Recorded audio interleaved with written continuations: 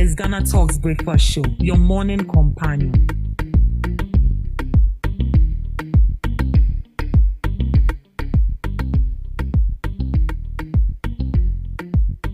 This is Ghana Talks Breakfast Show, your morning companion. Ghana Talks Radio, #1.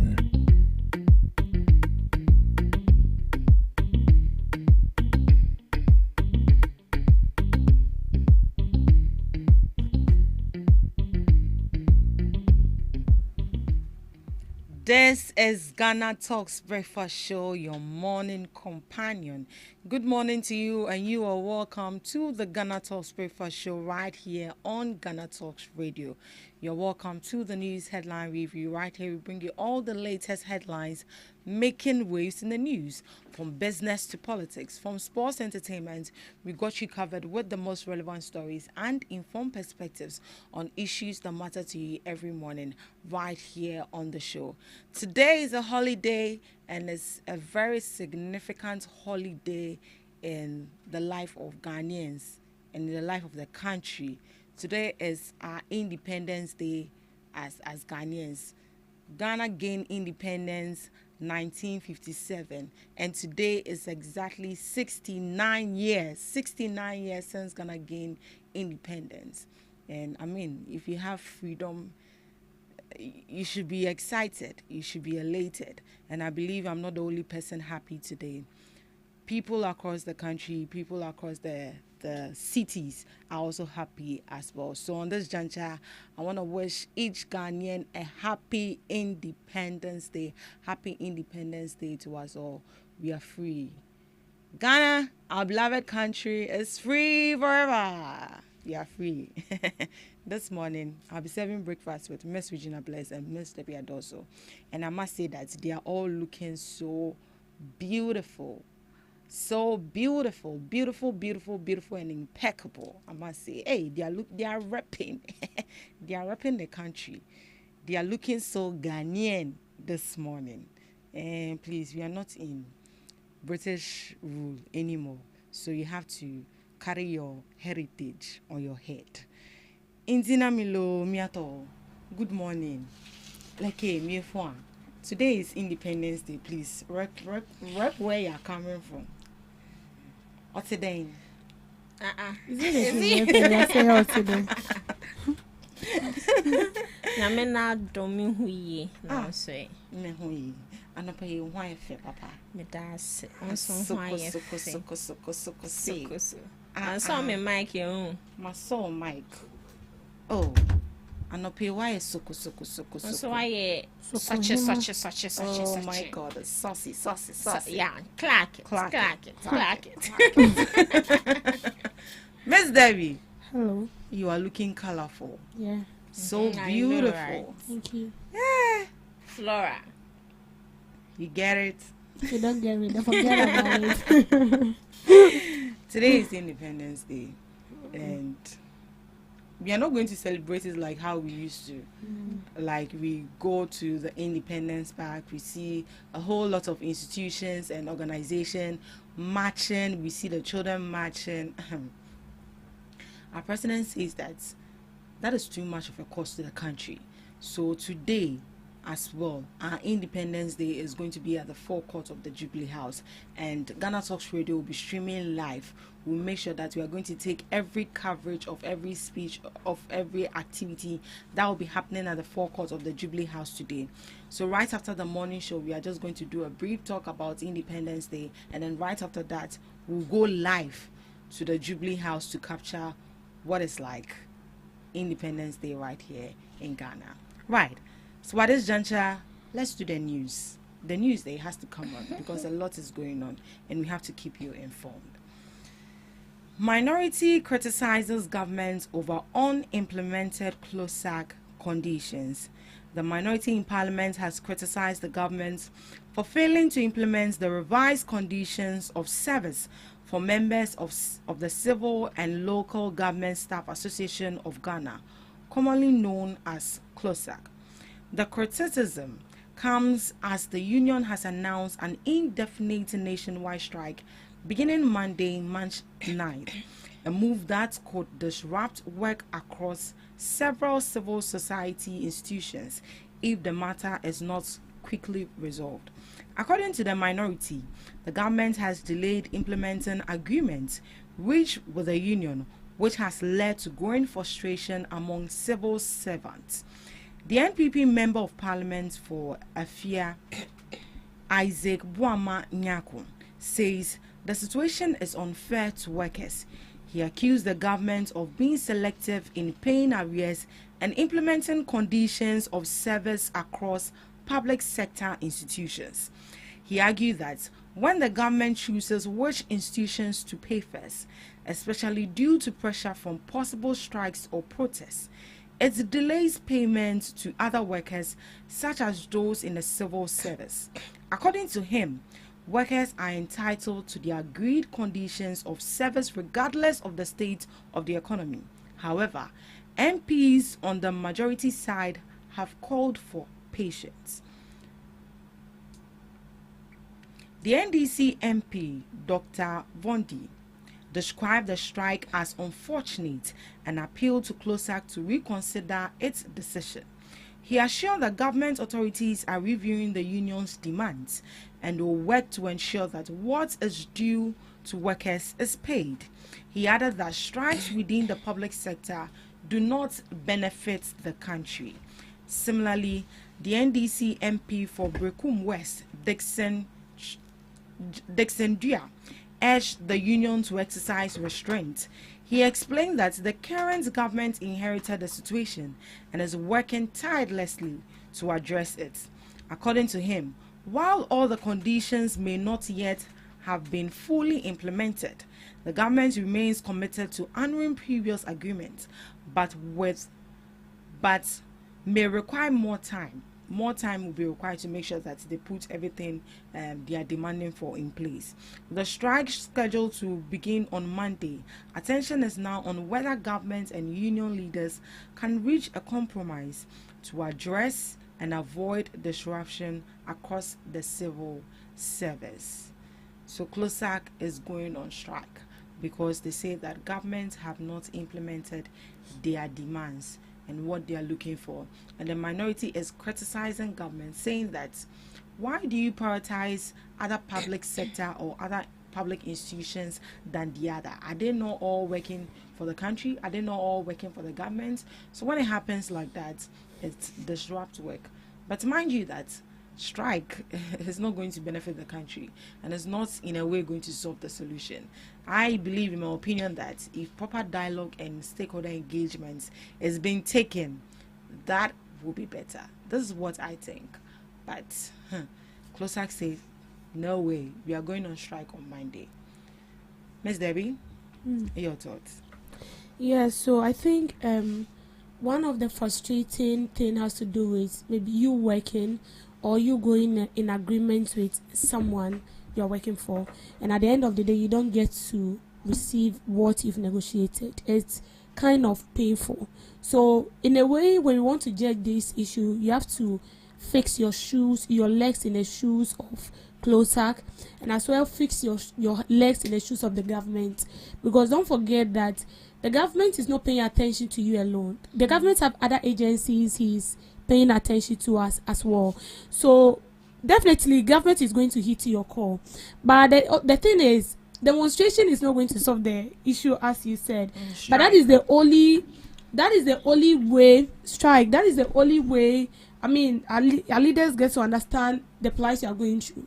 Because if you sit at your comfort zone and then you call on the government that this is what is going on, there is this kind of perception that they don't take you serious.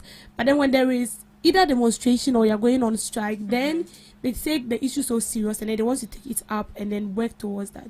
But with CLOSAC, I think when they started making, how will I say, I don't want to say shouting because it looks kind of rude, but in a way, calls or appeals, when they started, it wasn't this week, they started somewhere like last week, and it got to a time they have to suspend it, that they wanted to have what's the name, a dialogue with the government, and I don't know what happened, and now they said they are going on strike. Definitely the government is going to heed to their cause. The only thing we can tell them for now is they should be calm and remain patient. The government is going to help them out, but it will take time. As I said, the government has a lot of things to cater for as well. That doesn't mean that the government does not have you, included in his budget. So definitely the government will hit to their cause. They are just that we don't really know when and how, but they will do it. Because anytime there is strike or demonstration, just look, the government takes an immediate action to bring an end to it. Because don't forget, it's going to disrupt the activity. So it means all civil servants are supposed to be on strike, and that is not going to help. Because CLOSAC is a union, it's a trade union for all these people. Okay, so if these people are going on strike, just imagine the negative impact it's going to have. So I feel like they should remain calm. The government will definitely hit to their cause. But do you see the government implementing institutions' demands selectively? I'm asking this because this is coming from the minority. That is what they are saying. And an instance where we've seen cocoa farmers also calling on the government to, come and pay their money. And then right at that point, the president called for an emergency cabinet meeting to address that issue. Looking at this issue and just opposing it to what is happening in CLOSAC and what the minority is saying, do you see it as a selective implementation of demands? Selective implementation, like how? That the government, so in a way they are trying to say that when it has to do with cocoa farmers, the government pays attention more or is in haste to heed to their cause. But when it comes to institutional demands, it delays. I don't know what you're trying to say. That's what the minority. That is what the minority is saying. I don't see it as such, because, as I said, you are calling on the government. The government will need to meet his cabinet. The government will need to meet the people he's working with, and even meet your leaders. It doesn't just happen like that. With the cocoa farmers issue you're talking about, it didn't happen that day. When they called that the prices were reduced and blah blah blah, the government did not just heed to their call that day. There was a dialogue between the government and Cocoa Board. After that, there was another dialogue between cocoa farmers, Cocoa Board, and the government before the government came in to support. So that when you calling on the government, doesn't mean say what for phone. Excuse me, but the government is not your dad. I can call my dad right now and tell my dad I need money. He will send it to me. But the government is not like that. The government will need to sit you down and then listen to you. What are you bringing? What is the problem? How are we going to solve it? Then from there, they will now go and then discuss it. Because when it involves money, the government will now need to consult the finance minister or the Ministry of Finance. And then they'll sit down, think through it, and then they space whatever they are supposed to give you. So it's not as if when it has to do with the cocoa farmers, the government is in haste to help them. But when it has to do with institutional, civil, anything that has to do with civil servants, working in government institutions and all that, it delays. No, it's not like that. You don't see it as such. I don't see it as such. So you see it as a priority something. Is that what you are saying? If you are saying priority, you are still saying the same thing, that the government is prioritizing cocoa more than this, and that is not it. That is not it. Miss Regina. Yeah. These people have been calling government to implement their demands. Miss Debbie mentioned way last week, and we haven't heard anything from government. I believe they haven't heard anything from government. That is why they are going on a strike. Yeah. So I think according to them, the strike is based on, they said, implementation of unique salary structure, improved conditions of service. But per discussion with the government, they've not heard anything. And also, according to them, they've given the government nearly 3 weeks to resolve the matter. But is 3 weeks enough, ample time to give to the I feel government? 3 weeks is like just 1 month. No, it's not even 1 month. It's not even up to 1 month. Let's say 1 month, but just like you 1 week a free. Exactly. It's not enough, because I would say this issue is something like, should I say, inherited commitment, in a sense that the past administration had to make sure that they see to all these things before they leave power, but they didn't. Now the current administration has inherited that commitment, and they need to make sure that they solve the problems of these people. anytime this organizations come out to make their demands, I always say that they need to be patient, because first off, the budget reading now you were not included. So before they even make sure that in a way, your friend is saying, they settle you, they need to sit down, have a discussion, and at the end of the day, get an allocated money that would be used to solve your problem.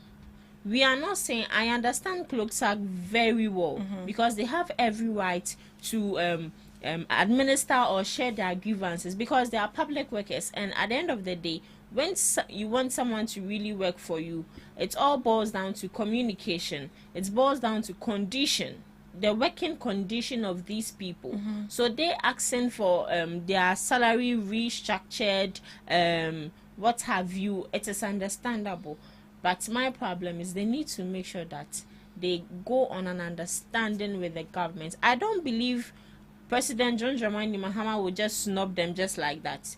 Definitely they would come back to you and have a discussion with you. So, oh, please relax for us. Maybe 1 month, give us 3 years, 4 years, 5 years, we will pay you. That was just by the way. But I believe it wouldn't take that long. And as we are all saying, when they go on strike, it will disrupt a lot. It won't benefit the country. It will not benefit the country. And it looks like the only, should I say, the only answer, or the only, what would I, is the result people know is strike. A strike. And it actually looks like that's the only thing the government... That's the only thing. The government also understand. Unless you see that, okay, Omenia Bray you and get Sana, it they before- attend to them. But I feel like It shouldn't be so. it shouldn't even get to that point. You know, when a certain organization goes on strike, it also determines the kind of government we have. It might send a wrong signal to people that the government is not a listening government. But let's use the instance of cocoa. They came out, they discussed it. At the end of the day, a solution was given. So I think that sometimes we shouldn't be part of the problem, but we should also be a solution factor. Right. So, as the majority NPs are saying, they are begging that Closer should be patient, they'll be sorted out. Then, sorry, one more thing is, when you have issues, the same method you use in solving cocoa is not the same method you use in solving issues that has to do with maybe state institutions and all that. So it varies.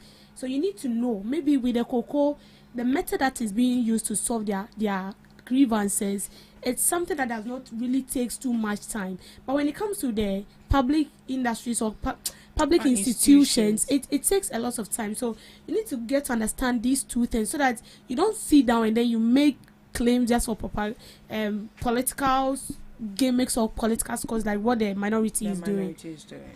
Right. I feel like they should be helping to encourage these people rather than adding more worsening for. the case. I mean, that's what they are there for. So that is what they will do.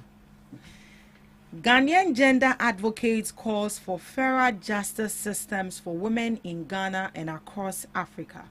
Ghanaian media personality and gender advocate Josephine Opon-Yeboah is calling for stronger and fairer justice systems to improve access to justice for women and girls in Ghana and across Africa. Speaking ahead of International Women's Day on March 8th, she said many women around the world still face structural barriers that prevent them from getting fair treatment within legal systems. According to her, improving access to justice will help eliminate discriminatory laws, policies, and practices that affect the growth, safety, and well-being of women, particularly in countries in the global south. Ms. Opon-Yeboah explained that many women hesitate to report abuse or seek justice because of fear retaliation, insensitivity, court processes, and legal systems that do not adequately protect them. She also pointed out that workplace policies in some countries, including Ghana and the United States, can unintentionally slow the growth career of young women, leading to stagnation and limited opportunities. This year's International Women's Day theme Give to Gain encourages generosity, collaboration, and collective support to advance opportunities for women. According to Ms. Opon Yeboah, when individuals, organizations, and communities invest in supporting women, society benefits as well. She added that contributions such as mentorship, education, advocacy, knowledge sharing, training, resources, and financial support can help build a more supportive environment where women and girls can thrive. Ms. Opon believes that strengthening justice systems and encouraging collective support will help create more inclusive and equitable societies across Africa and also in Ghana. Women's Day is coming, March 8th. And this is what Ms. Yeboah has to say. She's advocating for fairer justice systems for women in Ghana and across countries. And in some societies, when women are assaulted or women are being abused, they find it difficult to actually voice out or even go to the courts. Simply because they will be like, it's either you didn't dress well, it's either you didn't talk well, but forgetting the fact that you actually did something wrong. And I see that as manipulation, and that's a red flag. Billboard. Seriously. Because you abuse me, you assault me, and you blame it on how I'm dressed. Can't you control yourself? Simple as ABC. And then when it happens like that, you take it to court, and like the law is not even being fair to you, simply because you were a woman. And it's so bad. And this is actually happening in our country. Where in this country, when one notorious teacher came out to say that teachers should be paid self-controlling, look at that. And that person is actually walking free like that. They didn't see anything. When a lady is abused, they are like, it's because of how she dressed. She's showing her thighs. So this is what Ms. Yeboah is actually calling for. That it looks like the court system is not being fair and favorable to women. Miss Gina? Yeah. Do you see that? Yeah. So let's use the case of rape, for example, as we are all stating. On no account should a lady be raped and excuse me to say, a senseless human being asks a question that how were you dressed? That is the first question they'll ask you. And secondly, when a lady is being abused, the first question they'll ask is, then I'll cocaine. Like, and I ask myself this, are they trying to justify the actions of such people? Exactly. If you ask certain questions, in a way you are justifying the actions of the people who did that, which is wrong. We should be safe as women in the society. I can choose to go out naked. I need to be protected. I need to be safe. I can choose to wear seductive dresses to public places. That doesn't give anyone the right to abuse me.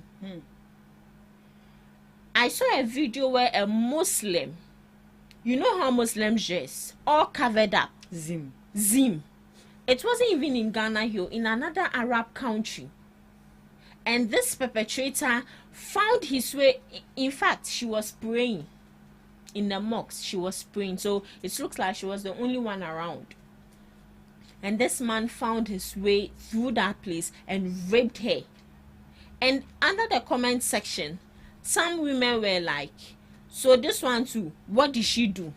Was she exposed? She was not exposed. She was covered up. But this human being still, in fact, animal in human form, still raped her. When we talk of rape, people think it's just a minor situation. I will not blame. I will not wish blame. I will not wish rape on even my worst enemy. Rape, because the stigmatization it comes with, the trauma. And sometimes when you go to the courtroom, they ask you, How did he do it? Yeah, how did it you have to happen? Now you just have to Oh, recount come on. and remember how the whole thing unfolded. That's the insensitivity court process of this whole thing when it comes to women being assaulted and women being abused. And to the rape victims, I think most of the times, most women do not know their rights.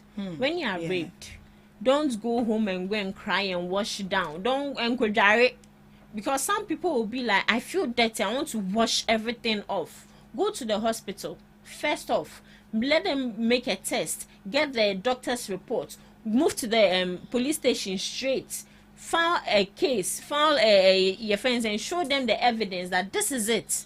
And at the end of the day, that person would be arrested. First off, some doctors they comply when it comes to rape issues, but the police, the police, oh, forget. One make you case.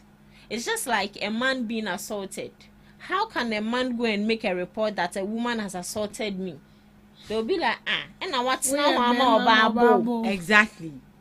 That's So also another thing. That's also another thing. So when we are talking of rape and gender equality, we should include the men also, because most of them are also facing it.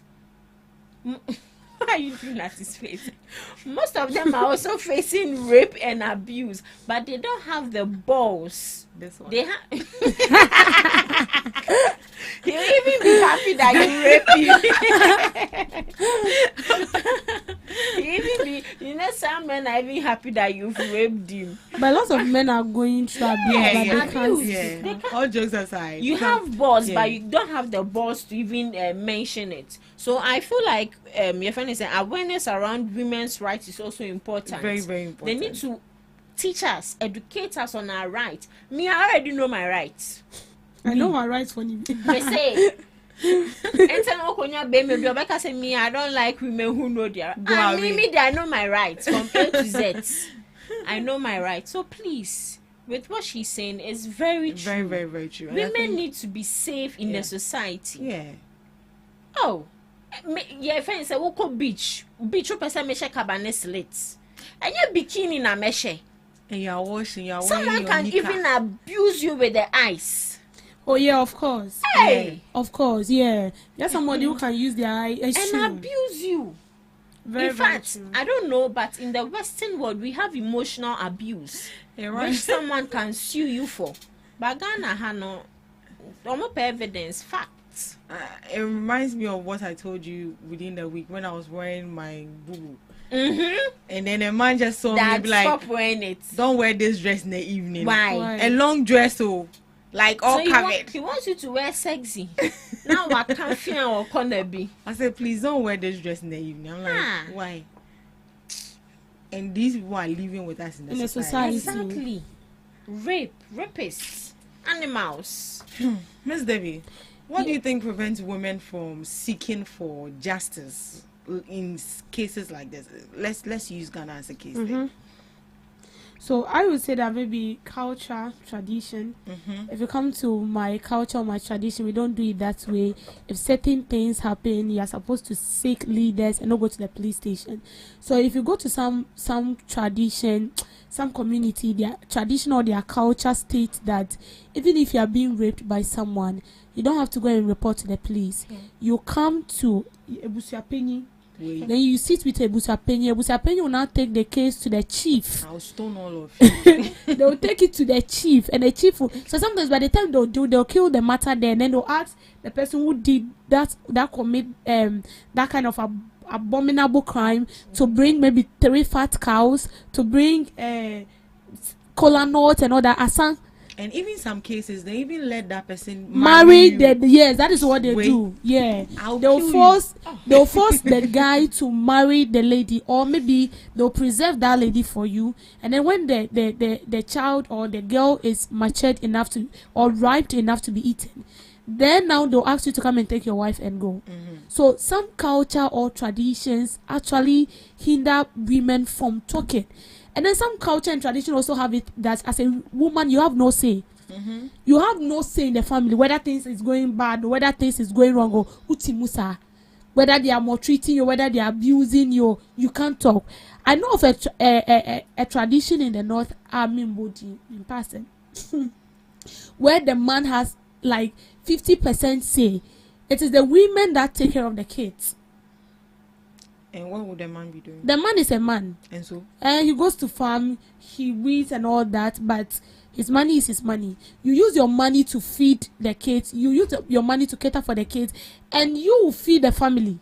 When I say it right now, they say you don't like me, my husband, if you don't have a degree, you will not marry. You get it? If you don't yes, go so to school, you get it. That is your standard. You will not marry. Some women do not have standard. But we have women who have standard. You get it. You are supposed to get this. You are supposed and to even get that. People find something wrong with it that you set your me. I go to school getting my PhD. You want to come? Yeah, so you get it. So then you go and get somebody who is lower than you. You need to get someone. Yesterday I was listening to a man of God, and the man of God said, "You are coming from a family that is 18 kini." Is it? 18 kini. What does it mean? Brainy. Okay. Now what for family it is so no ko wa anya akola it is so no be wo. How will you push? And that call it is so no be wo. So you look at yourself. You see, there are some family naturally they are beautiful, and we have some family naturally but they are intelligent. We have like it's varies. So if you know yourself, you know maybe I'm intelligent, I'm beautiful, I'm this, I'm that. I need a man that is this. So you set, like, you write it down, and then you look for such a man to compliment. But when you just go for someone keke, so back to what we are saying, some families or some traditions have it that women do not have a say. So even if you are abused, you can't go out to speak. When you go out, it's against the tradition. So you will be punished. And so some women, their voices have been taken away from them. So emotionally, they are dying. Emotionally, they are going through a lot of things, but they cannot speak because they don't know who to even talk to. Because that is what society has put in, that is what society is portraying, or that is what society is forcing them to act like. So there is no way they can go against it. And one thing is what she said, education. See, me, no credit about couple. It is in those that now you won't come and beat someone that met one of sure. Hey, I see that. You beat. So the thing is, one thing that leads to this abuse is that, see, an advice I'll give to young ladies: if you have your own money, you are on your own. You feed yourself. You don't rely on any man. No man will beat you, because OBT will know OBT $10 in your account. So no man will lay his filthy hand on a woman who he knows that this woman is more successful, like she has succeeded in her career. You cannot lay, because original one, she know her right. You the next thing they say, police if I be foul, and she doesn't care because you have no right to hit her. So that is it. And as much as people will say that, oh, this I know my rights, to go out any idea. But sometimes you the man, you have to be considerate. It is in those days that it is only people who are reared in the bush, men that are reared in the bush, that you will be hitting. And no, those things that they don't exist any longer. So I feel like with this abuse thing, especially our young teenagers that are coming up, they need to be educated. If someone, so it doesn't happen intentionally. If unintentionally somebody gets to rape you and the person deceived you, especially kids that are in PCs, JHS, or JHS 3, but not when you in stage but I didn't work form. So when you educate the person, and the person tell you, if you say it, I'll kill your mother, I'll kill your father, and you are scared for your parents, speak it out, say it. And those two also have a lot to do. Yeah, so we need more women like this to advocate. Not necessarily just women, but we actually need more advocates on this. Let's now go to divorce. Just as we seen the cases of women being assaulted, you happen to be in a marriage, just as Miss Debbie said, culture, society. Yeah, family, we don't divorce people. Sure. Me, I'm dying. You say your family, you don't divorce people. That is actually also part. That is why women feel scared to go and, seek for justice if things are not going well in their relationship, and it's so bad. So please, if you find yourself anywhere as a woman and you're going through difficulties, you are going through abuse, you are being assaulted, do not be scared to go and seek for justice. Be bold. What's the worst that can happen? They will talk and talk and talk, but you're doing it for yourself. You love yourself. That is why you have to, be there, be bold, and then stand up for yourself. And mind you that if you are doing this, you are not only doing it for yourself, but you are leaving it as an example for people to also follow. So you in a way aspire people or inspire people to actually also go up front and also do that. So we need more advocates like this, especially the divorcees who out of abuse have survived. They need to educate people, especially married women that are going through a lot. They're not saying that some argument me and Papa intensive maybe abuse where the man can beat you or the nine bobo wayasi and all that. And sometimes they don't. Some men. What we are talking about doesn't mean that if you have like small argument that can be solved, then you pack your things now. Why guy? But we have, we have men that will not beat you. Manage. We have men that will not beat you, but with their words they can abuse and it can go through a lot. Someone can tell you one thing and like you can think about it the whole day and your whole day is disrupted. So we have men that is also abuse. Yes, by words. No, please. Yeah, abuse by words. By words. Yeah. You see, I initially said when you go to the Western world, they have emotional abuse, which you can take to court and divorce the person. But Ghana we don't have it. They want evidence. But the thing is, in the Western world, the laws favor women, not in Africa. So you cannot just touch a woman just like that. And money new baby. But in Ghana, we don't have that. Thank you so much for joining us on the news headline review. Up next, we have Today in History with Miss Regina Bless.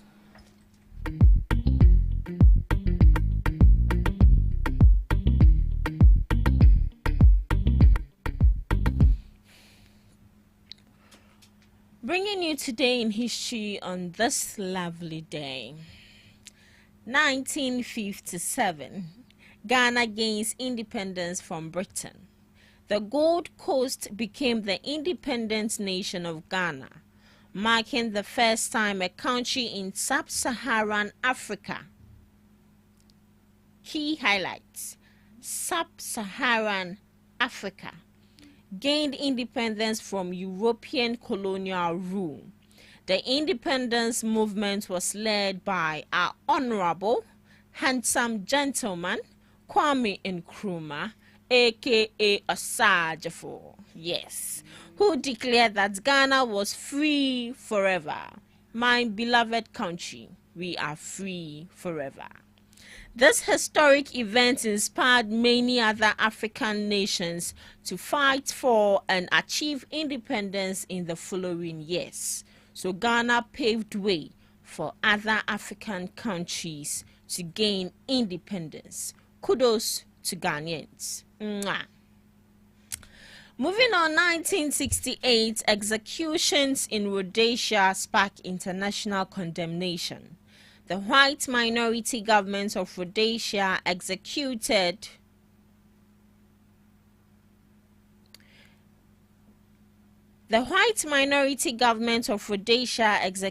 three African nationalists accused of anti-government activities. These were the first executions since Rhodesia's unilateral declaration of independence from Britain. The executions drew strong international criticism and increased tensions in the struggle against minority rule in the country. Moving to some global observances. World Lymphedema Day. This day raises awareness about lymphedema, a medical condition that causes swelling in parts of the body due to problems in the lymphatic system. Health organizations use the day to educate people about early diagnosis, treatment, and support for those living with the condition. National Dentist Day. Celebrated mainly in the United States, this day recognizes the work of dentists and the importance of oral health. People are encouraged to appreciate dental professionals and remember the importance of proper dental care. Happy National Dentist Day to all dentists in Ghana. Lastly, National Frozen Food Day. It highlights the convenience and innovation of frozen foods. It recognizes how freezing technology helps preserve food, reduce waste, and make meals easier to store and prepare. And that's all for today on Today in History and some global observances live on Ghana Talks Breakfast Show. Today in history, Ghana gained independence. Thank you so much, Ms. Regina Bless, for Today in History and some observances of the day. Thank you. Up next, we have Debbie's Girl. Welcome to Debbie's Grill, where we talk about issues that matter to the state, void of politics, fear, or favor. Illegal mining has destroyed nearly 90,000 hectares of Ghana's forest reserves, according to the Forestry Commission of Ghana, raising fresh concern about the growing environmental damage caused by the activity. The Commission said the scale of destruction has intensified in recent years, with more than 5,200 hectares of forest lost between 2021 and 2024. A recent survey conducted by the Commission shows that Galamsey activities increased the total degraded area and forest reserves by 5,252.9 hectares within 3 years, pushing the overall land affected to 8,923.8 hectares as of December 31st, 2024. Speaking to journalists, the Chief Executive Officer of the Forestry Commission said the situation worsened partly due to operational challenges faced by the Commission in recent months. He explained that the withdrawal of military personnel from anti-Galamsey operations left the Commission with limited capacity to respond swiftly to illegal mining activities within the protected forest reserves. The report also highlighted regional disparities in the extent of destruction, with the Ashanti region recording the highest level of forest degradation, followed by the Western North region. Beyond enforcement challenges, Ghana's forest protection strategies requires urgent modernization to effectively combat illegal mining. Official says addressing the problem will require stronger logistics for forest guards, improved surveillance systems, and closer collaboration between security agencies and the environmental authorities to protect the country's remaining forest reserves. So just as we are all happy because today is Ghana's Day, today Ghana gained independence and we are all happy, I want to also remember the president and his government that Galamsey is still in occurrence. As we celebrate independence and everybody is happy, everybody is excited, Ghana has gained 69 years old. The issue of Galamsey is still in progress. And maybe we have forgotten the same Galamsey have killed uncountable numbers of people. This same Galamsey has destroyed our water bodies. It has destroyed the forest reserve. Ghana used to be green. Ghana is a vegetation country. Ghana is one of the countries that you would love to stay. Why? Because everywhere is green. But now history has changed.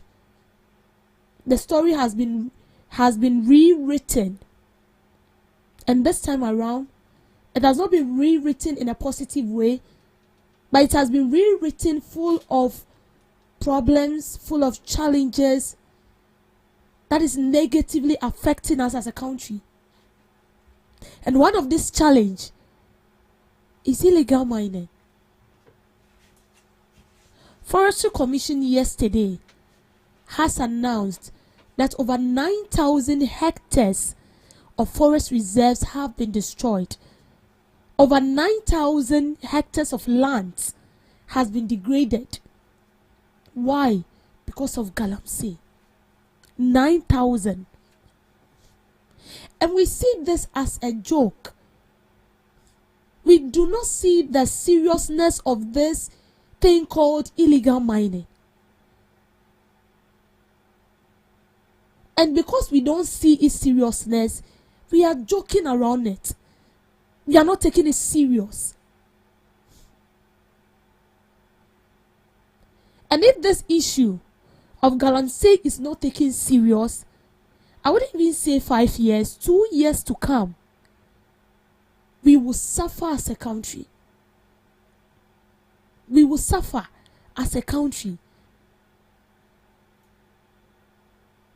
Now, our lands and our forest reserve that used to be so green. I mean, sometimes you wake up and then you look at the green nature of the country and you are so excited. Because it beautifies the environment. If the forest is not needed, if the land is not needed, if the rivers are not needed, I'm not sure God is going to create them. But He knows that they are needed in our daily lives. Why do we breathe? Why do you find it easy to breathe? It's because of trees. And that is why they said when the last tree died, the last man dies. Because it's through trees we breathe. That is where we get our oxygen from. So if we end up cutting down all trees because of Galamsey, we end up destroying the same land that provides us with food because of Galamsey. If we end up destroying the water bodies that also provides us with fish and also sustain our lives, because water is life, then a time will come we are all going to die. Because where are you going to get that clean water to drink? Import? How well will you get money to buy that water? Even now that we don't import water, how much do you pay for your water bill? And then we importing water into the country for you to buy. Intentionally, I decided to talk about this issue today because we are celebrating Independence Day not because of the progress we made, but this Independence Day should be a reflection on the damage we've caused to ourselves, the damage we've caused to the country, especially to our forests and our water bodies, the forest reserves and our water bodies. Because that forest, as you see it, is a lifesaver. The water is a lifesaver. Out of this same Galamsey, we've lost 8 gallant men because of illegal mining. We've lost a lot of people because of illegal mining. And still illegal mining is still ongoing. And every day we bring up initiative to stop illegal mining, and we are still seeing it. They should tell us that the measures you are putting in place, it's not good enough. It means we need to upgrade on the measures we are putting in place to stop illegal mining.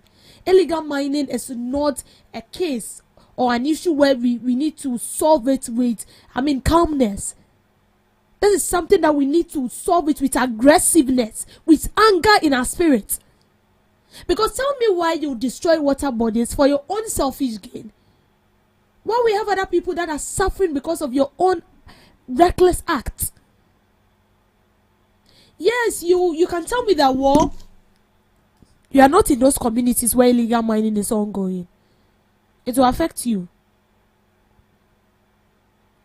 Because don't forget that even the tap that is flowing in your homes, where is it coming from?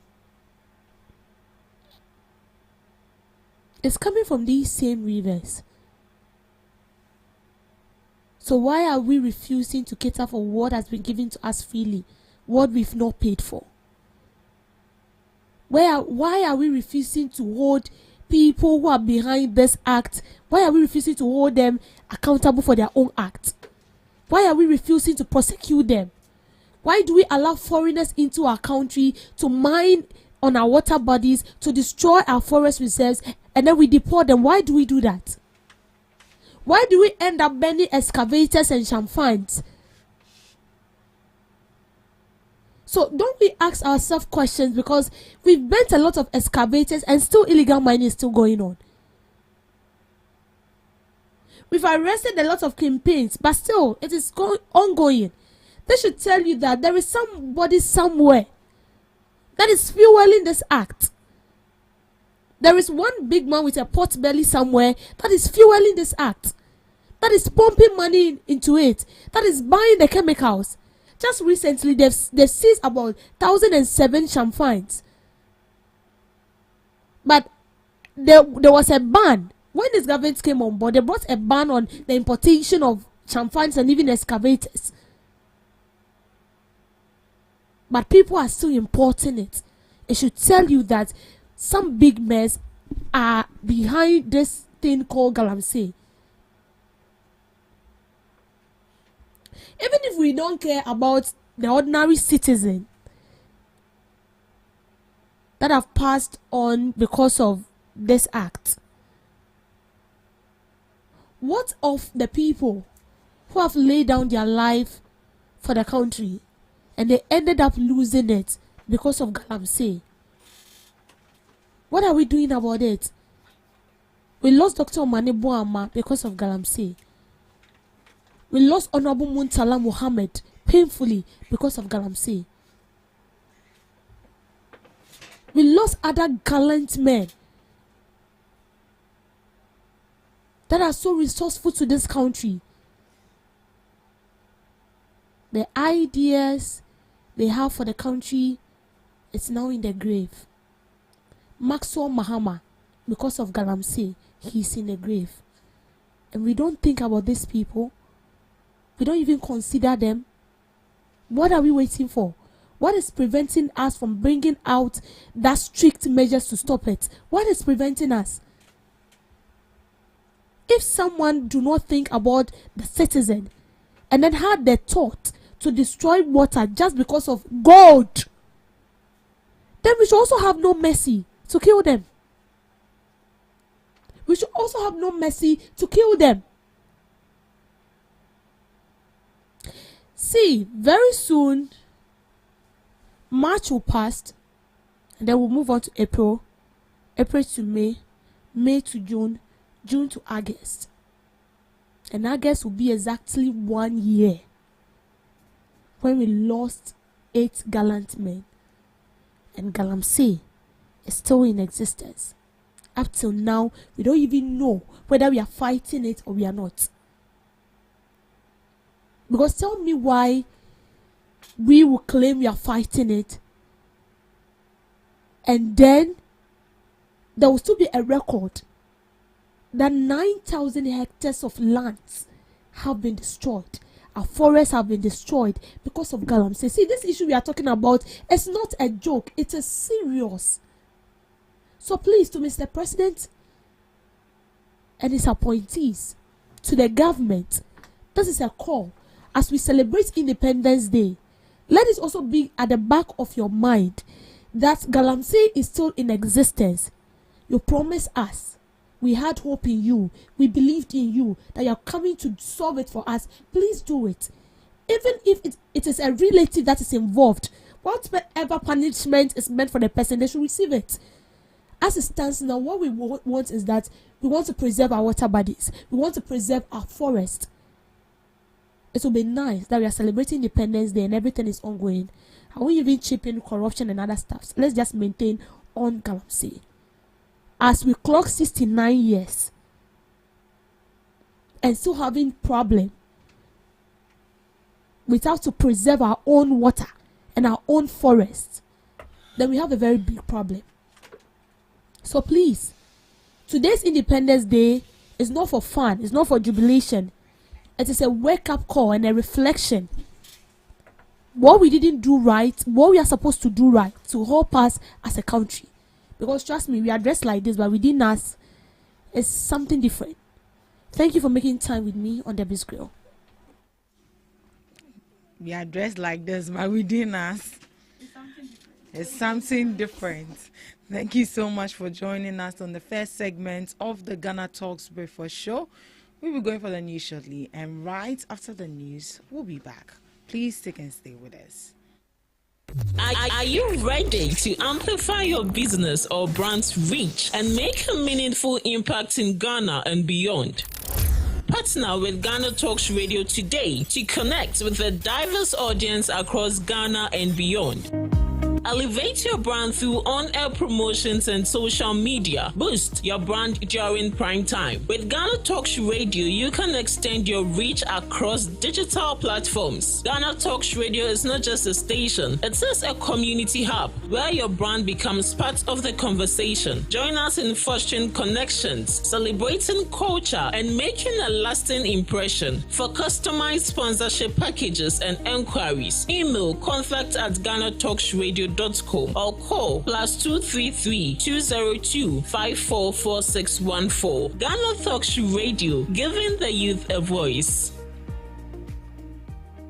What do you want for breakfast? How do you want your breakfast? English breakfast, French fries. Koko Nikosi, alo komi kesheto. Wache. Well, Gobe is the real deal. Join us on Ghana Talks Radio. Let's serve you a buffet of breakfast. From news headlines review, current affairs to social issues. Entertainment, sports, and all the trending stories live on our mobile app and across all socials from Monday to Friday, 7 a.m. to 10 a.m. With me, Pakwesi Omare, Regina Bless, Deborah Adoso, and I am Esinal Fiagbedu. This is Ghana Talks Breakfast Show. We bring you local news, business news, international, sports, and entertainment news. Right here on GTR.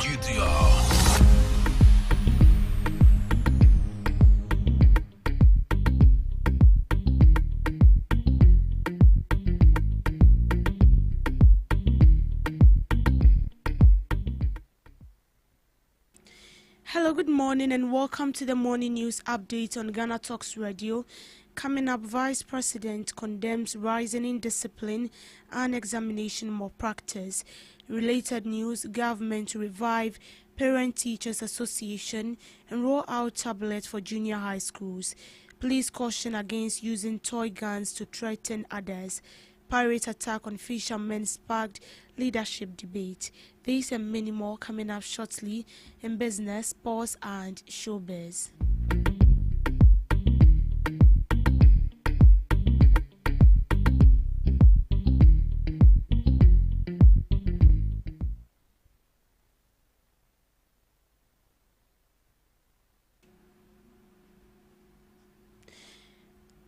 Government Vice President Professor Jenana Opoku-Agyemang has expressed concern over the growing cases of indiscipline and examination malpractice in schools.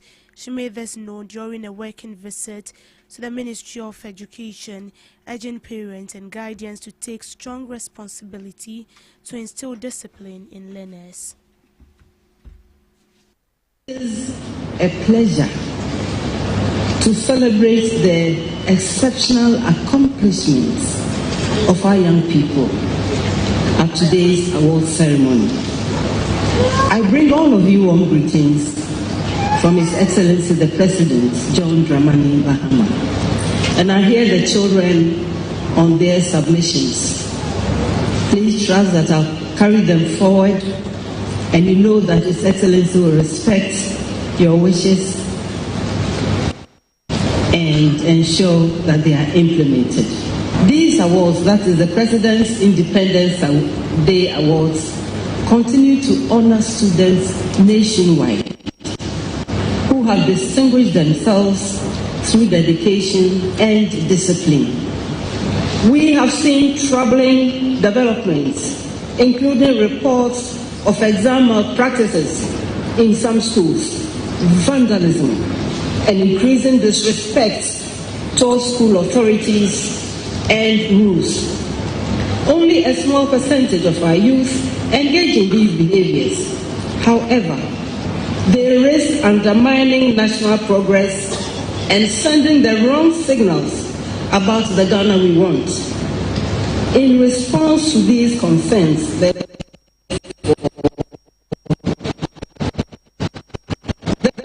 Ministry of Education, through the Ghana Education Service and key stakeholders, are working to strengthen discipline and value-based education across our schools. We will support schools in reinforcing guidance and counseling systems and ensuring that disciplinary measures remain firm, fair, and respectful of children's rights and dignity. In related news, government is revitalizing Parent-Teachers Association to boost parental involvement in addressing indiscipline in schools. According to the Minister of Education, plans are in progress to supply tablets to junior high schools aiming to bridge digital gap. Honorable Haruna Idrisu emphasized on the importance of community engagement in shaping the country's future. Will support the management of schools as part of our GP key performance, improving the management of our educational institutions. So we are restoring it. I think that a particular group was unhappy and went to court, and that stalled what we intended to do. But the child is not just the child of the parent. When the child leaves home, parental responsibility is transferred to the teacher until the child gets back home. It's a shared responsibility, and I think that we will do our part on behalf of the state. What is important is to expose Ghanaian learners to what their counterparts everywhere in the world is exposed to. So as I was discussing with you about curriculum review, which the President mentioned in the State of the Nation address, we are thinking that artificial intelligence, robotics, coding, electronics should be introduced at the kindergarten basic school level, so that in the formative years, Ghanaian children will be exposed to it. Now, currently, we have a number of tablets that was procured under the new Patriotic Party government, which has been distributed across the country. 1 million of it have been distributed. About 680,000 of it have been activated. I've asked that it be used ethically and responsibly, but we want to be able, I've asked the contractor to ensure that on or before 30th July, the full complement of the contract of 1.3 million devices are supplied and functional in the schools. There are problems with some of them. We have to improve the charging system. Some of the students are using it and using it very well. But we want to do the same thing for junior high school. We should have tablets for all students in junior high school with the content built into it, including textbooks. I mean, in rural areas where you don't have this tablet, what is their access to textbooks? So why would you be surprised if they don't do well? For digital education in Ghana, access to electricity, access to broadband internet connectivity. There are interventions that even go offline now, like what we experimented in Banvum a few moments ago. So we will as government invest more in infrastructure at all levels, even at the tertiary level. We think that many of the institutions should enter into PPP partnership to expand accommodation infrastructure so that the state can focus on free tuition and providing other things that enhance learning. The Accra Regional Police Command had issued a stern warning to the public. According to the regional command, the use of toy and imitation weapons threaten others and criminal offense that will be prosecuted. Superintendent Julian Albin, head of public affairs for command, emphatically stated that offenders will be arrested. The Wager Divisional Police Command has arrested suspect Jeffrey Selassie Johnson. It's a 32-year-old man for the threat of death following a misunderstanding with an Uber driver over transport fare at Aplaku in Wager here in Accra. On the 2nd of March 2026, an Uber driver residing at official town Odoko reported to the police that the suspect had hired him, identified himself as Jeffrey Selassie Johnson Eze, a digital marketer on social media platforms, to transport him from Waja China Mall to his residence at Aplaku. According to the complainant, during the journey, the suspect requested that the driver stops for him at Waja SCC area to enable him buy food. The delay reportedly led to a misunderstanding between the two over the increase in the transport fare because of the delay. Now, upon reaching the suspect's residence at Aplaku, the suspect allegedly refused to pay the transport fare. After alighting from the vehicle, the suspect subsequently rushed into his room and returned with a replica Beretta toy pistol, which he used to threaten the driver. Now, complainant immediately alerted the police, and a patrol team responded swiftly to the scene and arrested the suspect.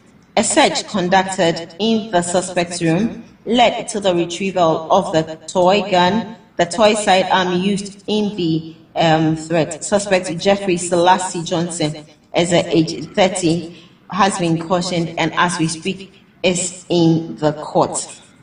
And the Accra Regional Police Command cautions the public against resorting to threats of acts of intimidation during disagreements, as such conduct may escalate situations, and the command also advises the public that the use of toy guns or imitation weapons to threaten or intimidate others is unlawful, and persons found engaging in such acts will be arrested and prosecuted.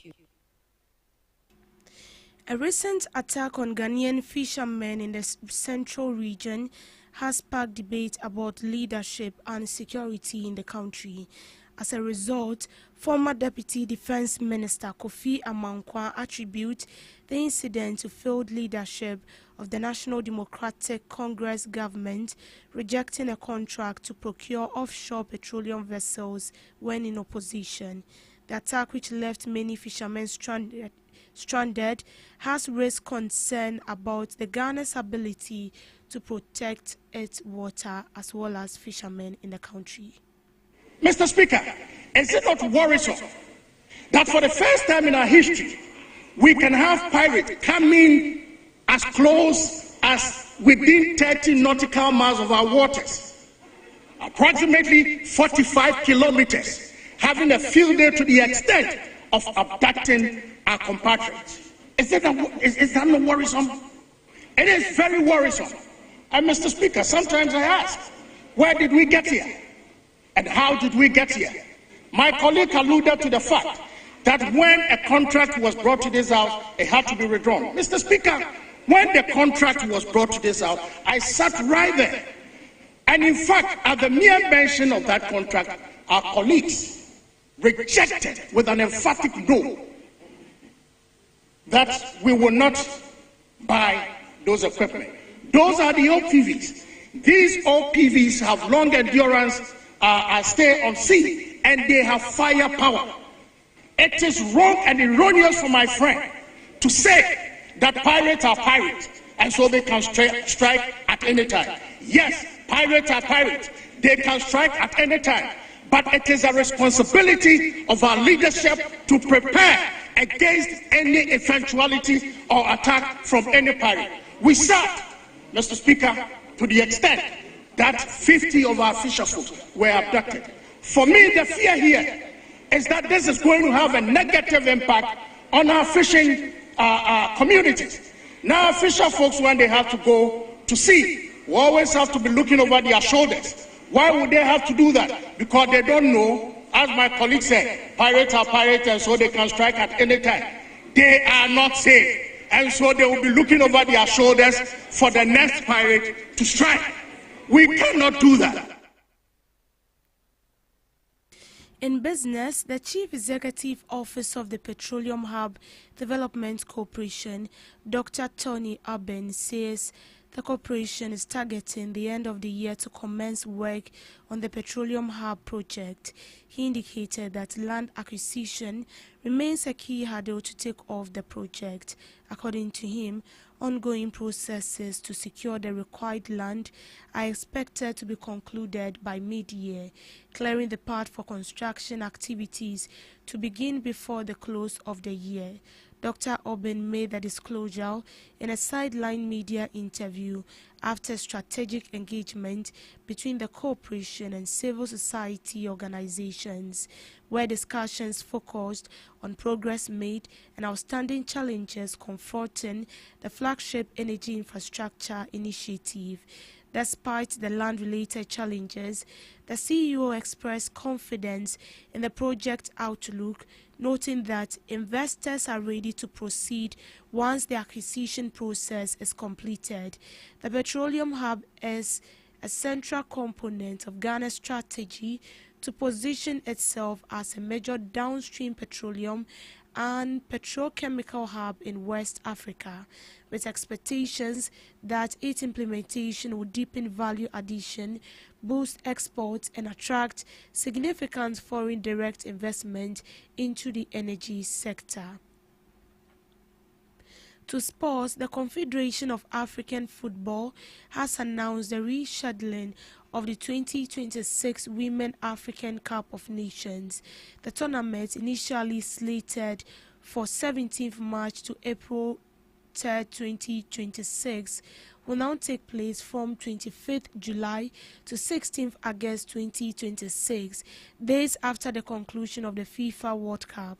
CAF acknowledged that logistical challenges had disrupted preparations for the competition, prompting the decision to push the dates forward. Media reports in recent weeks has suggested that host Morocco were considering stepping back from staging the tournament. Amid the uncertainty, officials in South Africa reportedly indicated their willingness to step in and host the competition should Morocco withdraw.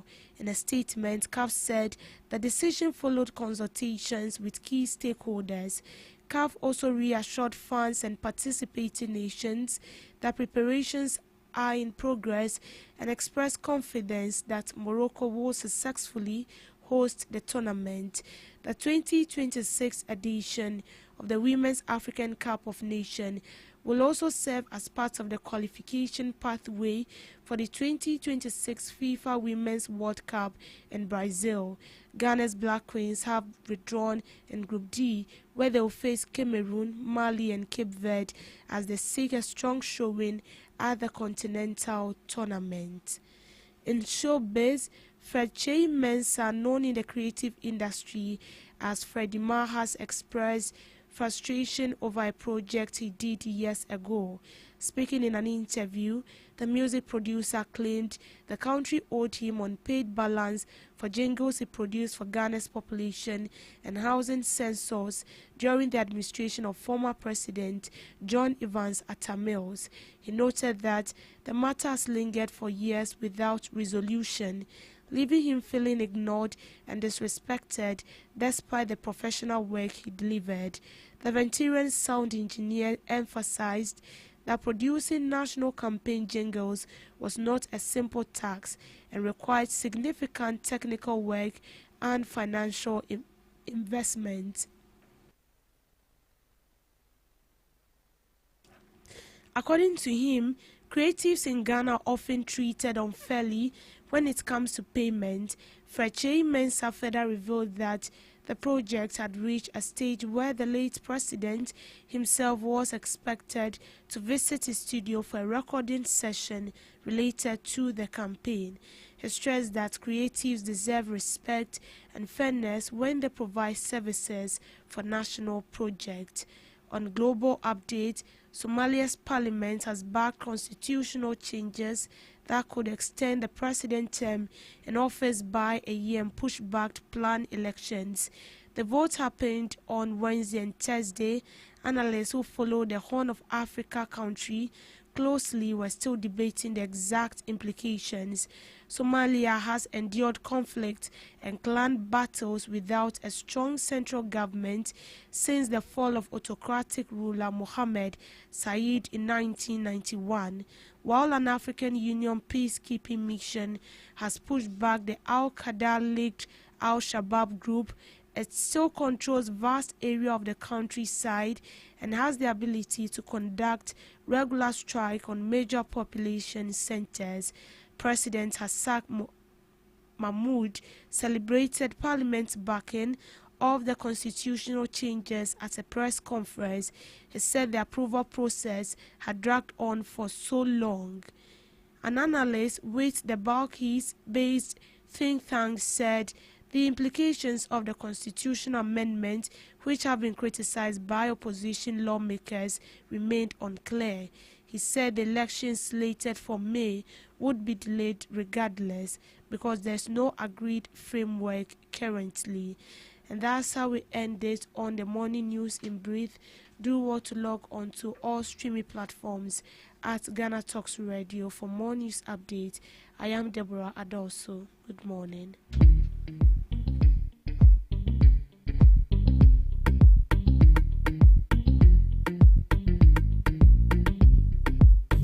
Are you ready to amplify your business or brand's reach and make a meaningful impact in Ghana and beyond?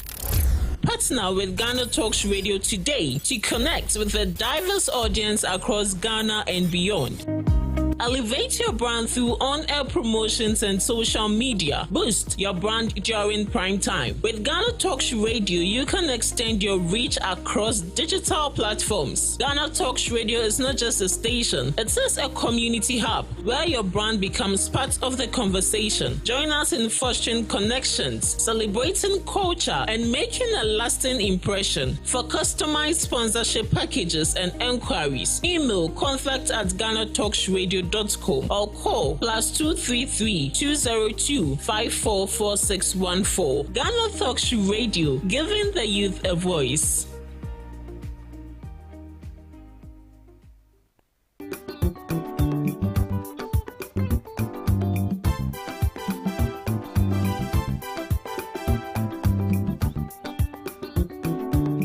Ghana Talks Radio, UK, Abrochimemu, era from Ghana Muha at the sound system, which is spinning machine papa, a free amana nearby begu among Ghana Muha.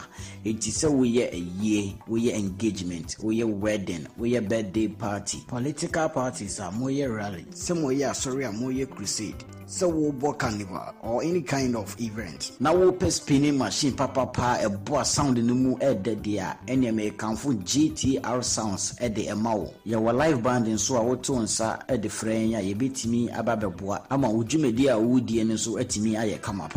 Yawa enkan pumpuni mantemo anya aponchi hotel a hope pepe ena yebutu odi ane se wo befre empanifo e wo 0546960510 GTR sounds emu wode angaza.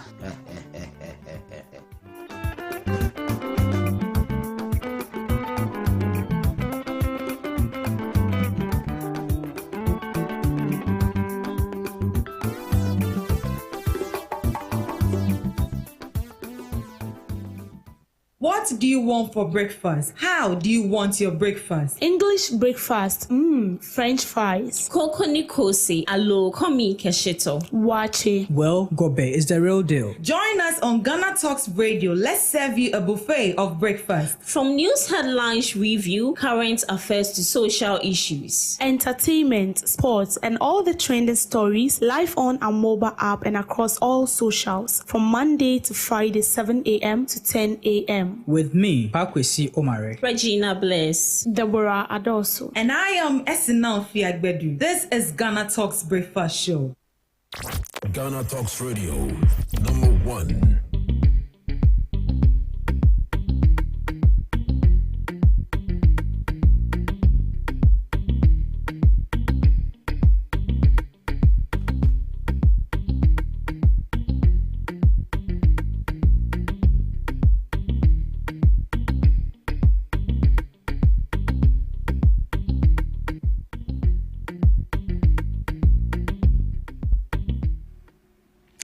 God bless our homeland, Ghana. You're welcome back to the morning show right here on Ghana Talks Radio. Remember that we'll be streaming live on Facebook and YouTube and also on X for the 69th Independence Day of Ghana. It will begin at exactly 9 o'clock or even before 9 o'clock. But remember that we'll be streaming. We are currently streaming live on Facebook at Ghana Talks Radio, on YouTube at Ghana Talks Radio, and also on X at Ghana Talks Radio. Do well to log on. Let's know what you also think. Today is Independence Day. We are reflecting on what we have achieved so far as a country. You can send in your comments. We'll read it, and then, my ladies are here. We'll dive into it. Good morning, ladies, once again. Good morning. We are back. Today, you wear Ghana, you eat Ghana, you speak Ghana, you do everything Ghana. Ghana, our beloved country, is free forever. Right. Let's look at a few news headlines, then we dive into the issue. But before that, Kwachi Ofosu made a comment. Was it yesterday? Yes, yesterday. Let's read the article first. 69 years of nationhood, a significant achievement. The Minister for Government Communications, Felix Kwachi Ofosu, says Ghana's 69 years of independence is a major milestone that reflects the country's resilience and ability to stay united despite challenges. Speaking ahead of Ghana's Independence Day celebration, which is today, he said the country has experienced both successes and setbacks since gaining independence in 1957, but has managed to remain stable and united. According to Mr. Kwachi Ofosu, one of Ghana's greatest strengths is its culture of tolerance and peaceful coexistence, especially among different religious and social groups. He noted that this spirit of unity has helped the country maintain stability over the years. He acknowledged that the nation has faced economic and developmental challenges at different periods. However, he stressed that Ghana has also recorded steady progress in several sectors. Mr. Kwachi Ofosu further stated that since the current administration led by President John Dramani Mahama assumed office, efforts have been made to strengthen the economy and improve social services. He said the government has taken steps to stabilize the economy and invest in important sectors such as education and healthcare. According to him, these efforts are reflected in the theme of this year's Independence Day celebration: building prosperity, restoring hope. He said the theme highlights the government's commitment to improving the lives of citizens and restoring confidence in the country's future. So this is from Felix Kwachi Ofosu. 69 years of nationhood, a significant achievement. Right. Miss Regina? I said they. 69 years of nationhood, a significant achievement. Now, whenever it's your birthday, you sit as a human being to, reflect, have a proper review and a recap of your life. Have you been able to meet your target? Have you been able to achieve what you put on your head, or aside that you want to achieve? Have you met your targets? This is actually the time that you need to reflect as a human being. So we are using Ghana in this instance, so we need to sit down as a nation and then reflect. What are we doing right? What are we not doing right? What do you think we could have actually done better as a country? Okay. So as you said, when it's your birthday, you need to reflect on what you did right, what you couldn't do right, and I would say 69 years of independence is no joke. The only thing we've achieved so far is we being independent. To me, that is the only thing we've achieved, and that's the only significant thing. We gaining independence from this British rule. At 69, we still suffer from a lot of things. At 69, we are still borrowing. At 69, we have a huge debt we need to pay. At 69, we are still suffering from the no bed syndrome. At 69, we still have roads, deteriorated roads, which are bad. At 69, we have issues with our health facilities. At 69, we have issues with our education system. At 69, we have students who still sit on the floor. I think that we should Under the tree. Under the tree, sit on the bare floor and still learn. At 69, we still have rivers without bridges. At 69, there are some communities that do not have electricity. At 69, we are still doing trokosi as a country. At 69, we are suffering from no water. Omoye water dumso. You get it. At 69. At 69. So you see, we have a lot. Corruption is ongoing. At 69. Our leaders are taking us for granted. Penny Toto 69 years. Who does we are? Why? Serious galamsey. Yeah. At 69, we don't even listen to the people anymore. No. We do what we want. Oh, they all hear them. It's bad. Next year we will be clocking 70. And we will still sit here and still talk about the same thing each and every day. No change. Nothing.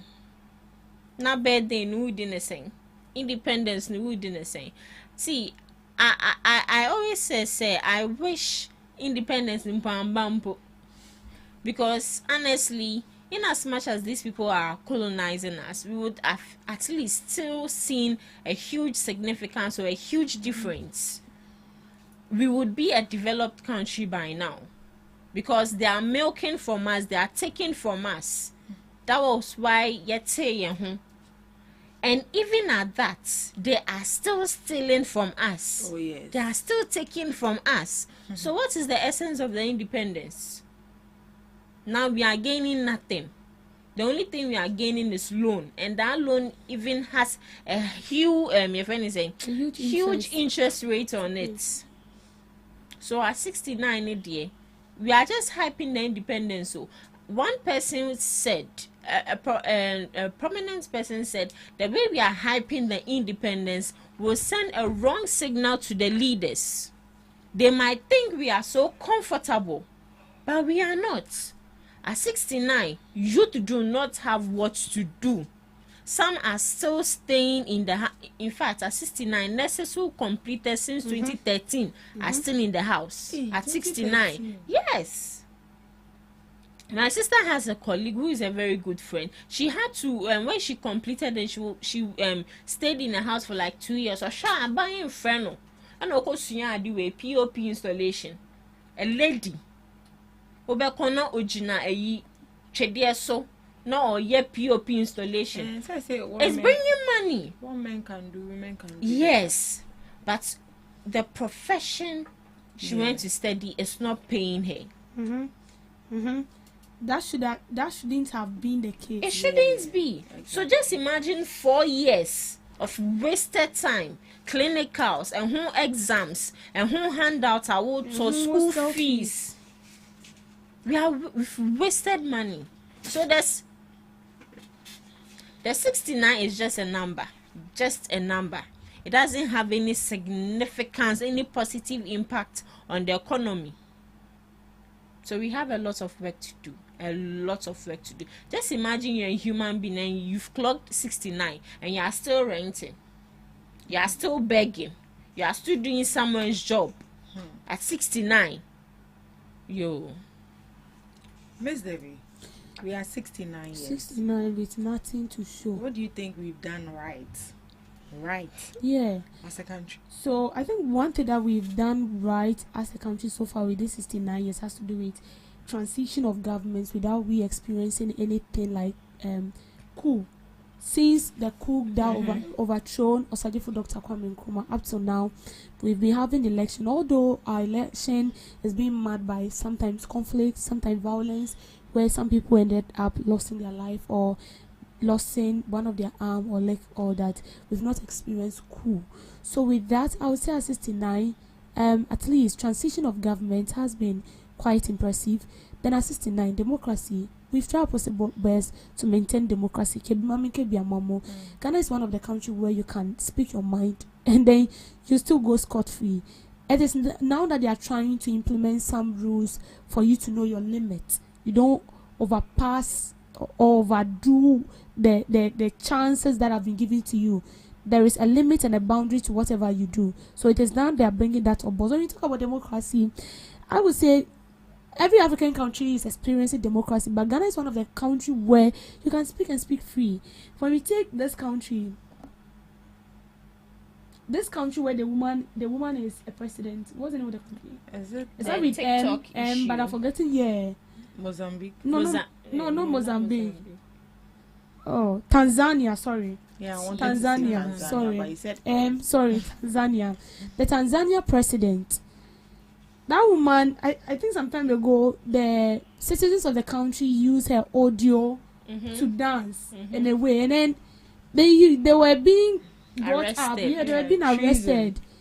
Yeah, joint class. So you see that when they used a bus to convey them, and most of them were walking with crutches. You didn't see the video.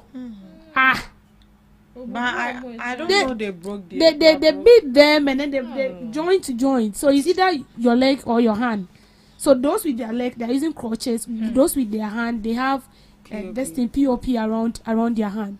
So I should tell you that when it has to do with democracy, in a way, Ghana, we are still in that framework of maintaining that democracy. Then when we talk about peace, for the past 68 years, I would say Ghana has been one of the peaceful country ever. Exactly. And that is why they call us Asundwe Mine.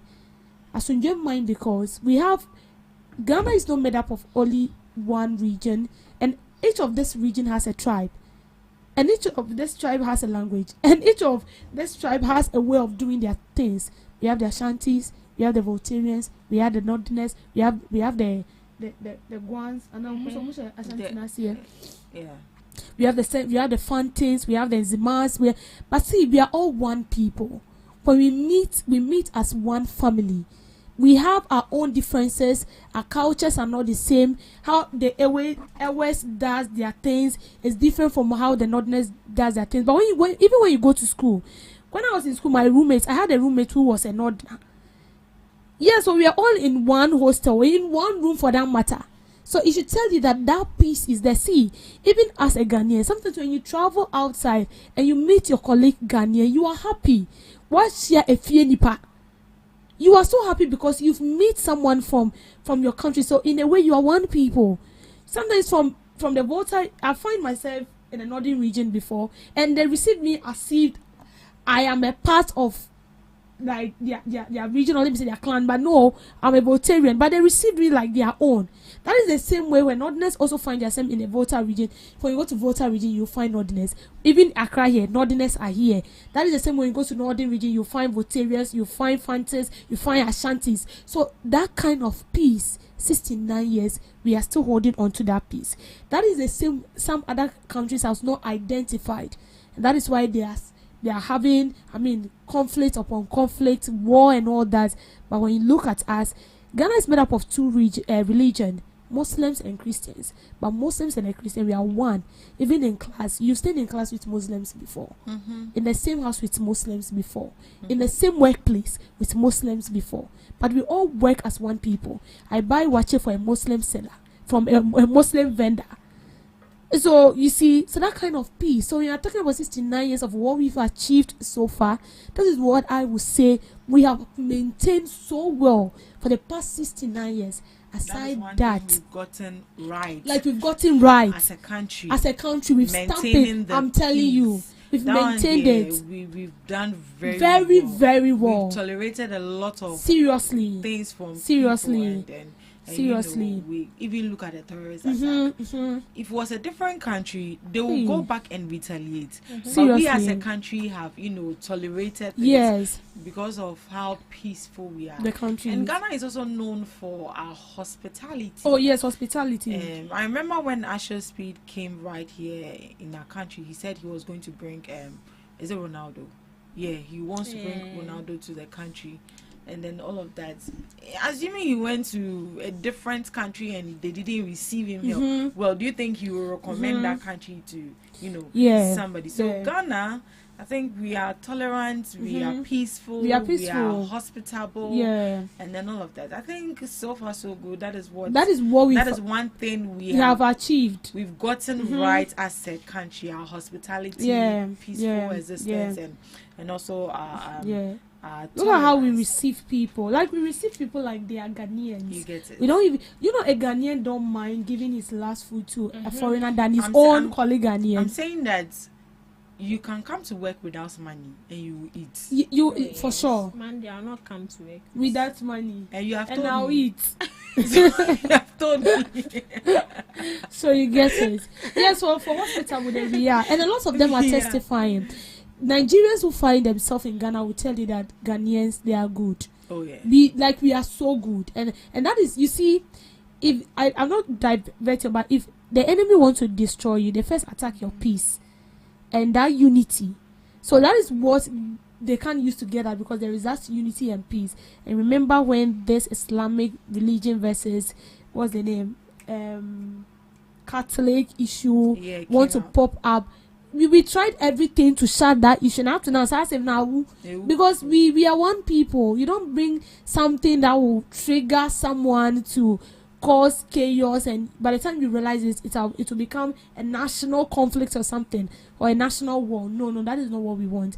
So far, with my hand on my chest, I would say that is what we've really worked towards, and then we've maintained that. And everyone who comes here and go will tell you that Ghana is one of the best. Right. It's one of the best. It's one of the best. Even when the Russian man came here and there was this US so lady. Hospitable to the extent that we are even giving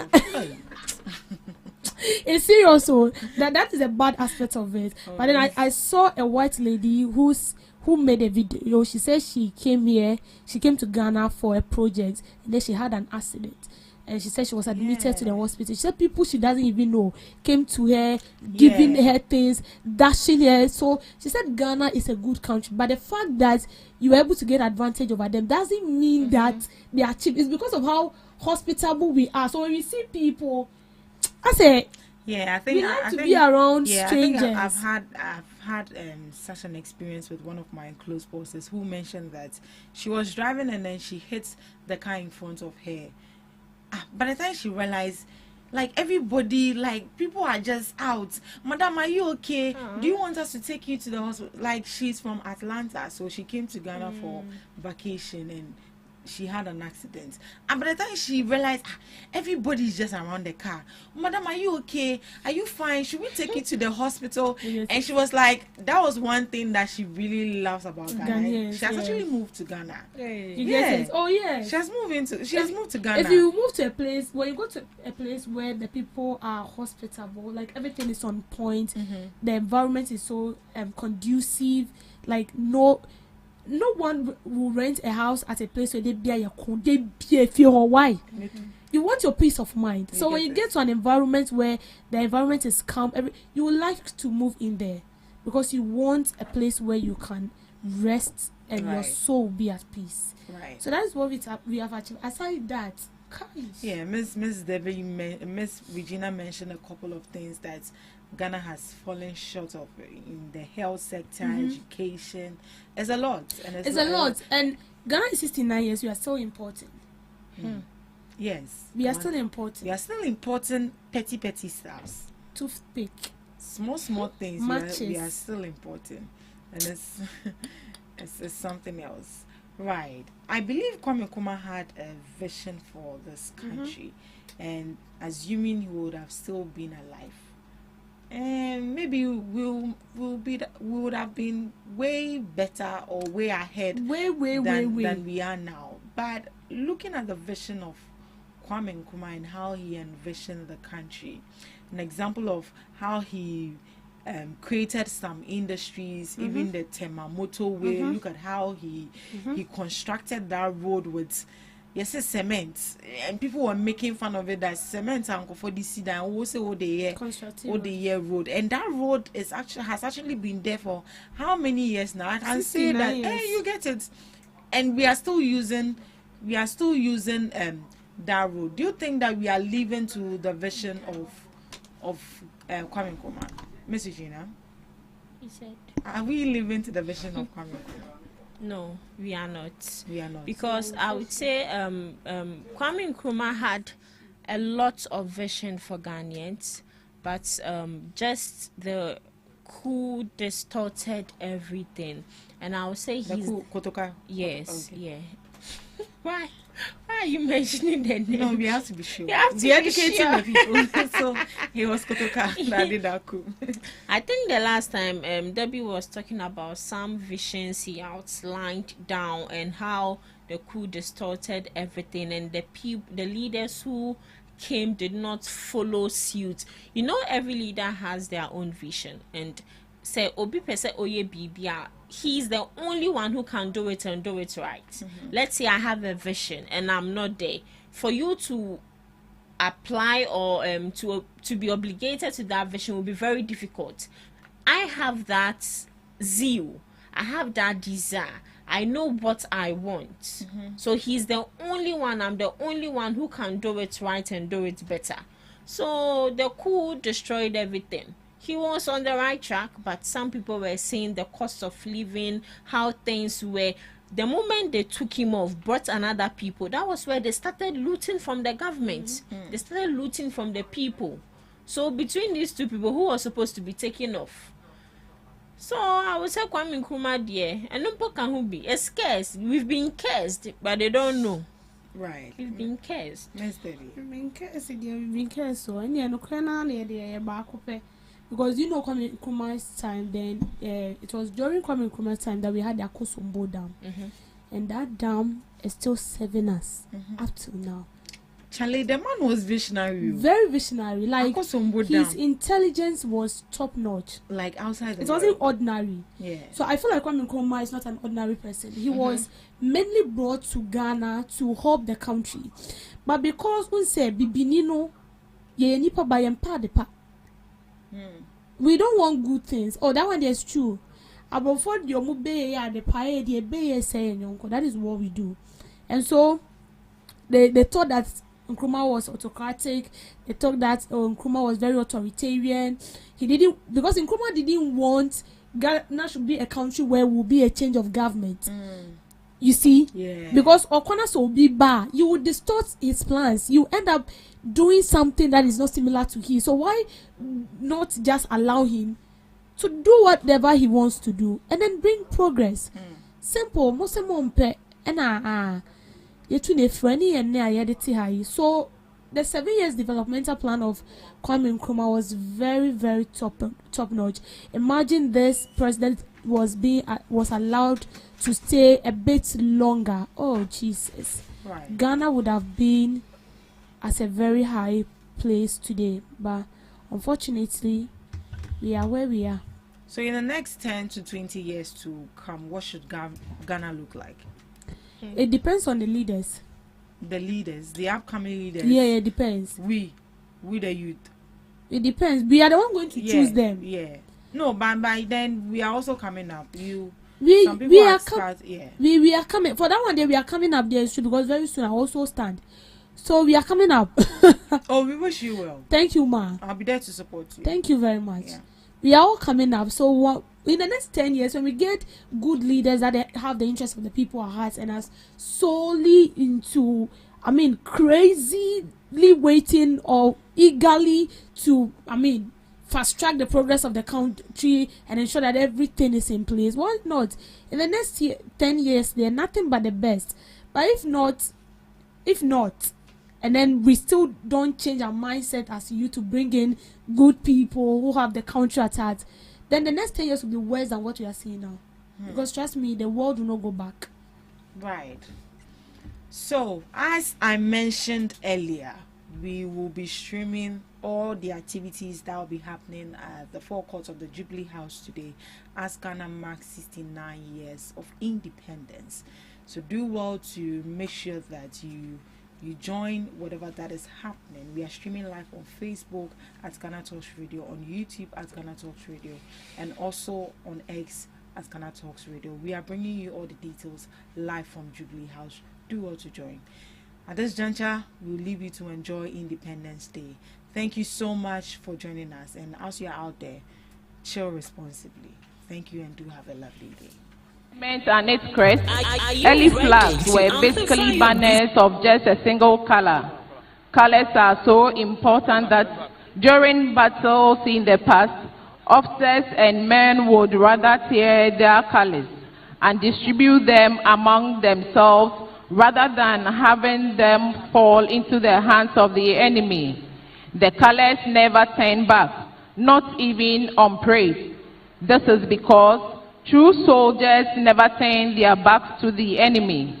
Paying compliment to the colors is therefore a tribute to the sovereign authority of the nation or a military unit past accomplishments and those who died for those accomplishments. Colors are awarded to a unit by the head of state at a formal and solemn ceremony. On parade this morning are the National Army, Navy, and Air Force colors. Carrying the national color is Lieutenant Ghana Navy Gideon Bar Pamford. The escort is Petty Officer Class 1, Ahia Dome Jonathan. The Army color is carried by Lieutenant David Kwame Kumson. The color escorts are Warrant Officer Class 2 Akanlo Cypran and Sergeant Donko Martin.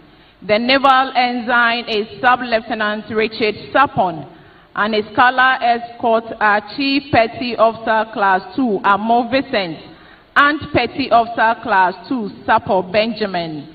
The Air Force color is carried by Flying Officer Mark Kwesi Boache, and the escorts are Warrant Officer Class 2 Dokute Ebenezer and Sergeant Ajete Dennis Ajay. With the colors on parade, all is now set for the arrival of our dignitaries. As we await the arrival of our dignitaries, permit me to read the profile of our parade commander.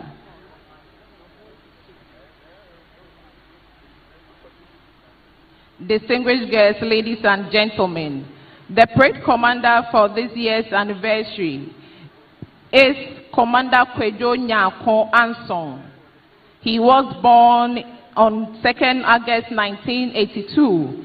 He comes from Abam near Kede in the Kwai Bibrem district of the Eastern region. He obtained his basic and secondary education certificate from the 5th Battalion Infantry Basic School in Burma Camp and the Swedro Secondary High School. He holds a higher diploma in marine engineering from the Regional Maritime University, Accra. He holds a Bachelor of Science in Computer Engineering from the Kwame Nkrumah University of Science and Technology, Master of Science in Defense and International Politics from the Ghana Institute of Management and Public Administration, and a Master of Arts in Defense Studies with specialty in gender and war from King's College, London, in the United Kingdom. He was commissioned into the technical branch of the Ghana Navy as a marine engineer officer on 7th September 2007. He attended the Warship Maintenance Branch Chief course at the Naval University of Engineering in Wuhan, China, and the Advanced Diesel Engineering course at the Surface Warfare Officers School in Rhode Island, United States. He has served as a marine engineering officer on board several Ghana Navy ships, namely Ghana Navy ship Achimota, Bonsu, Anzoni, Ya Asantwa, and Nagbewa. As a seasoned sailor, he was awarded the King Neptune's badge as an Emerald Shellback in 2016 for crossing the equator twice on board the United States ship Gaston Hall and the Ghana Navy ship Nagbewa in 2010 and 2016. He has also held several appointments both onshore and offshore. Currently, he is the Director Special Projects at the Naval Headquarters.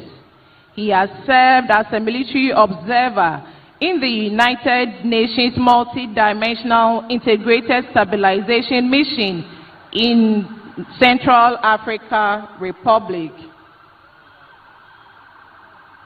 Distinguished ladies and gentlemen, arriving now is the Vice President of the Republic, Her Excellency, Professor Nana Jane Opoku Ajeman. Shall we please rise to welcome her and remain standing for the national anthem?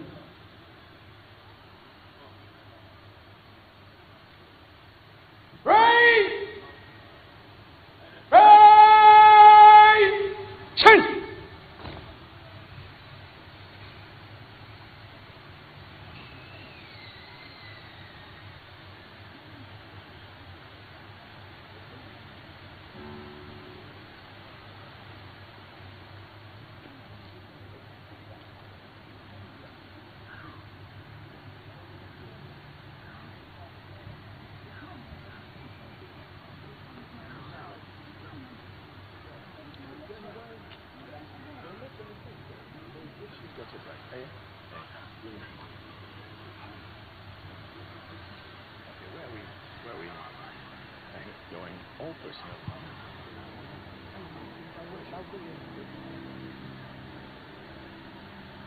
Ready!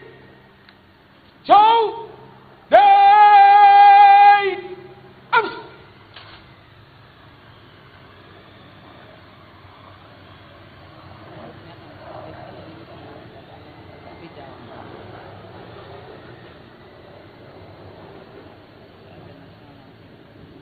All personnel in uniform are to salute as the national anthem is being played.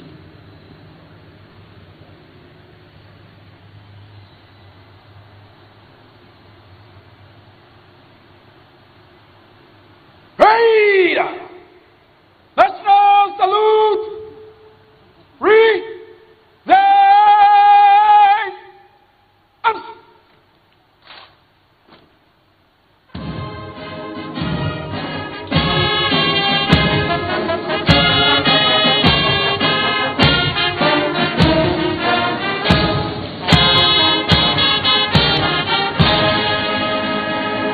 Present! Ready! Show! Day!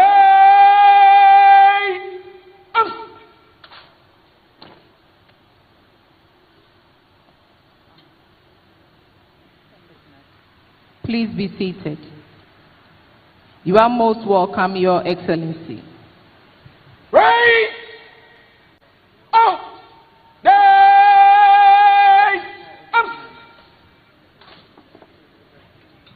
Ready! Stand! And east!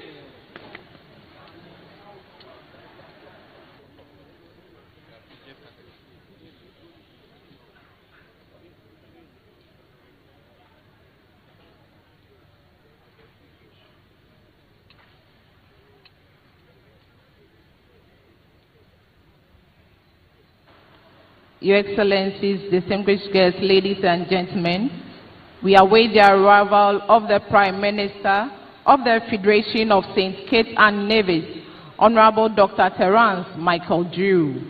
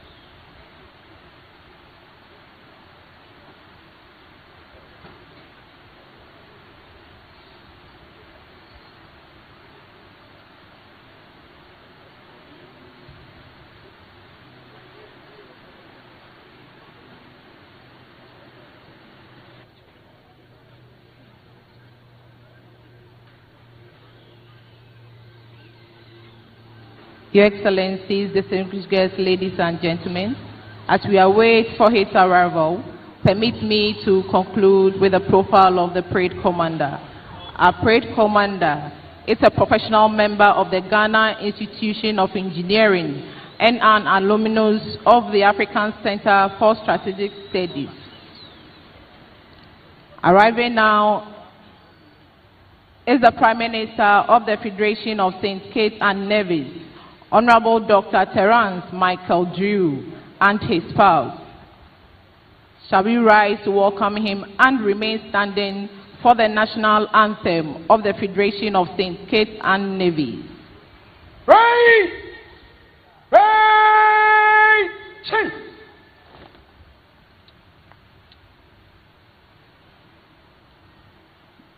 Personnel in uniform are reminded to pay the appropriate compliments.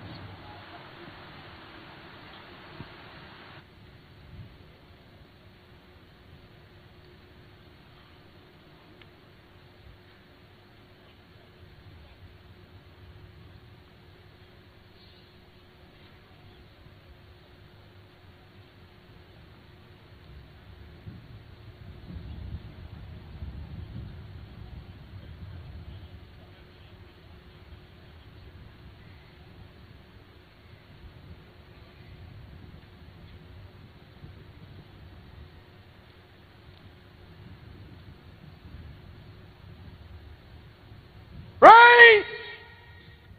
So, they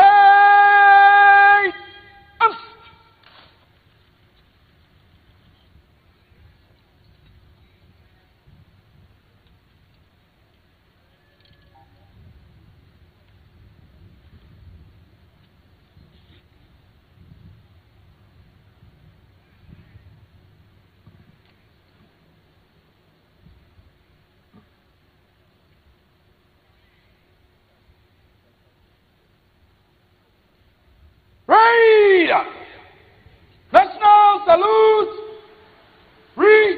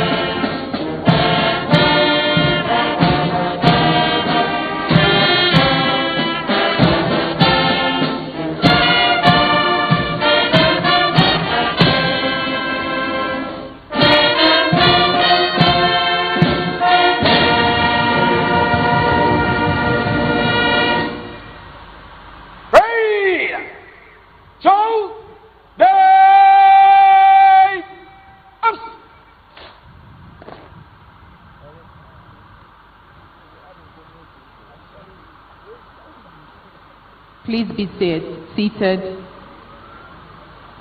Right!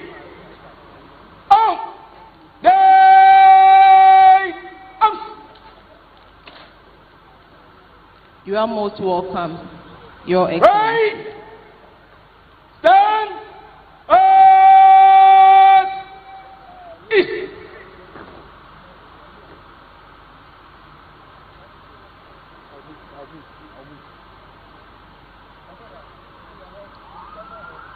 Your Excellencies, distinguished guests, ladies and gentlemen, arriving on the square now is His Excellency the First Lady, preceding the arrival of His Excellency the President of the Republic. Right! Right! Chase!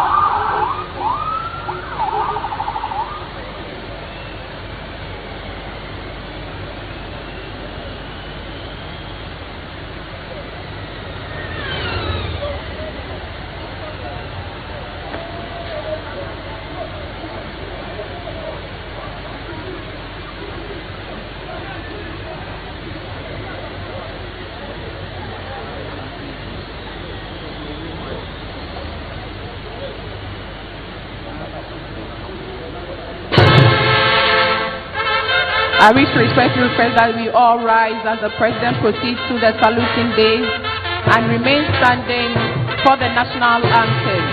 This will be followed by the national pledge. The President is being escorted by the Police Mounted Squadron. The Police Mounted Squadron was formed in 1940 with 7 horses. The core mandate of the unit was to provide ceremonial escort for the governor. The horses are also used for patrol duties. The Mounted Squadron on parade is commanded by Superintendent Mary Claire Agamba, and she rides the horse Sonny. Sonny is the strongest locally bred horse of the unit.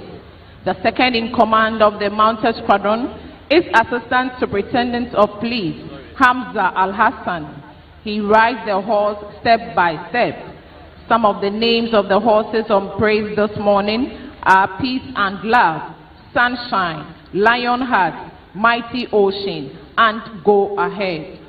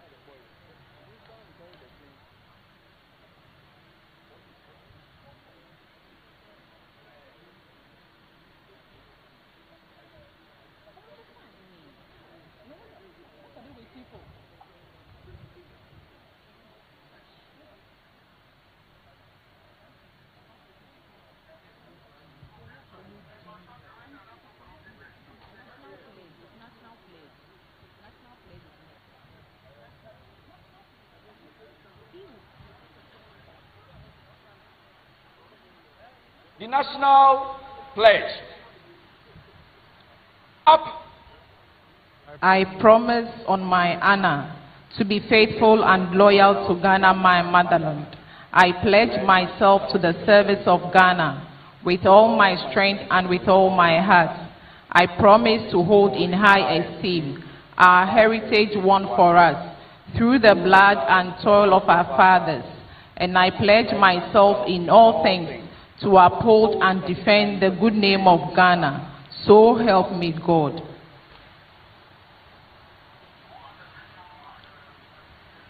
Please be seated. You are most welcome, Your Excellency. Pray! Stand!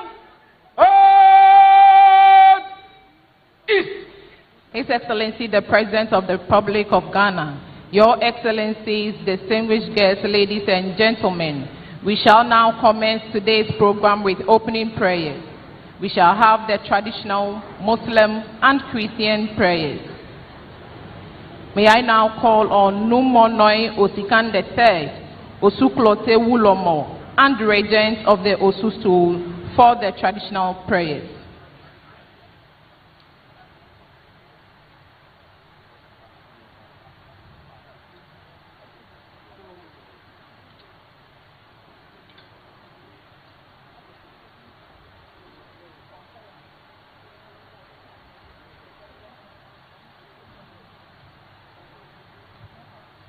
Ago chameganyame. Ago. Ago. Wagago. Amen. Ago. Amen. Wagago chameganyame. Amen. Wagago. Amen. Mene ashime. Mene ashisuha. Nema suha. Yo. Nama suha. Yo. Wabolo mawo. Yo. Waboloma wo, waboloma wo, chendi amponge ngasasi afia.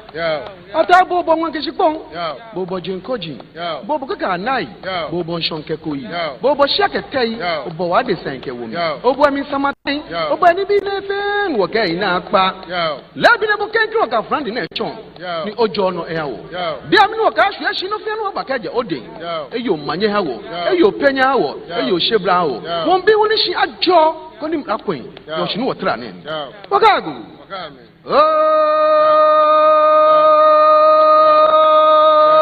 Osuklote nini okansha kadi amafwe mokono ka jomo juna bajwa o kwante bi sa fi okropo sa fe pompo yo ni ka fi jimbu e bi ano yo ni yen sanfle pompo emokono ka jomo juna bajwa o obeneso emekonu nyanje emekonu dudukwa emekonu osutungba emekonu na duo emekonu ba ka emekonu ahunu masakwa emekonu kumemi sa emekonu obu emekonu nya emekonu obu emekonu adigbo emekonu kpla emekonu okumaga emekonu sama emekonu bentu emekonu ni Bale go se bi fenye kwenye nua.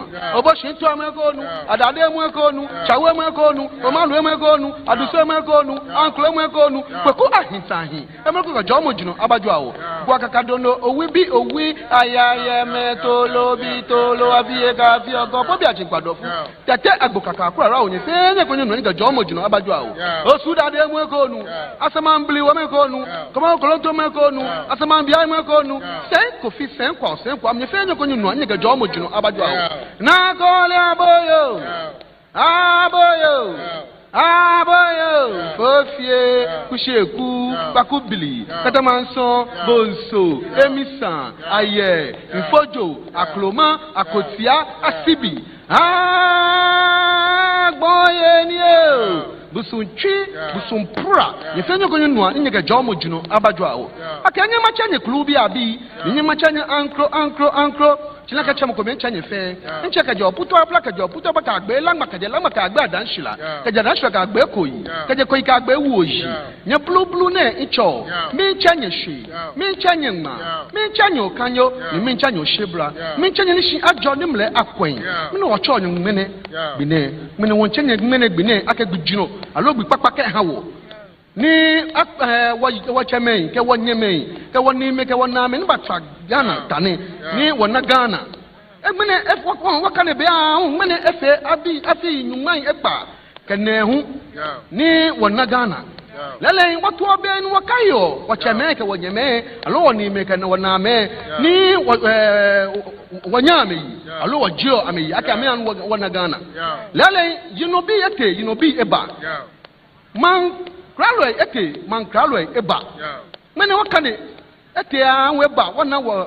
president nji manye nyelo his excellency John Dramani Mahama ke efe akwelo excellence je nana opoku wọ́n bí ebi jọ́ mọ́ hàn mi wọ́n bí sọ́lẹ̀ mọ́ hàn mi wọ́n bí nọ̀yà hàn mi wọ́n bí níṣì àjọ nímùlẹ̀ akọ̀yìn ẹ̀kọ́ fẹ́ kó nàmbà fún mi nànìkẹ́ yà jọ́ mọ́ àjẹjẹ́ hàn mi àmọ́ mọ́ mi tọ́ àmì hù àkàmìkẹ́ dì mbà àmì fẹ́ àmì yìí ẹ̀yẹ fútafútafútafútafúta àmì sẹ́ ẹbí fẹ́ nítorí ẹ̀fẹ́ ẹ̀yẹ dè yẹ́ ẹ̀mí ministers ní ọ̀nyẹ̀ dè ẹ̀mí APC ẹ̀yẹ dè náà mambulu ẹ̀fẹ́ ní yọ̀ bí ẹ̀yẹ dè yẹ́ àjọ mu kò fẹ́ mu kò ìkyẹ́ abọ́ ní yọ̀ bí ẹ̀ni àmì fẹ́ àmì ẹ̀yẹ dè ọ̀mẹ́ni máa lọ́ mọ̀ mi fẹ́ adá ẹ̀mẹ̀ kùn mí àmì àjọ ọ̀fẹ́ náà yẹ abọ́ àwọ̀ tó fana ne pɛ jɔn mu abajɛ lɔnu ko na bu yɛ jɔn mu ajɛjɛ nkɛba mi tu majatsɛ ma bɔ ni yɔ bi yɛ ne ni ti wɔ majatsɛ ma yɛ nyɛ lɔ alo yɛ wɔtsɛ ni ti ni o da fi wòle ŋtsi lɛ wɔ yɛ bi yɛ ne lɛ nyɛ wɔ hiɛ wɔn bi jɔn mu ha lɛ wɔn bi sɔlɛ mu ha lɛ wɔn bi nɔya ha lɛ adzɔ lɛ ni ayi abo alɛ kɛ yi tɛ fɛn tɛ abɔ ni yɔ bi yɛ ne wɔn bi n'o si ni adzɔ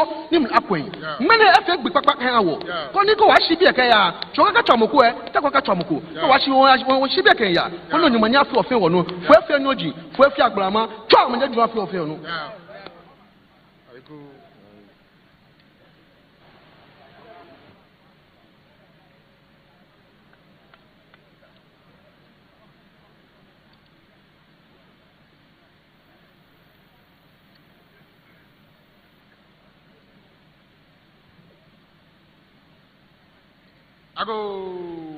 Wagagu.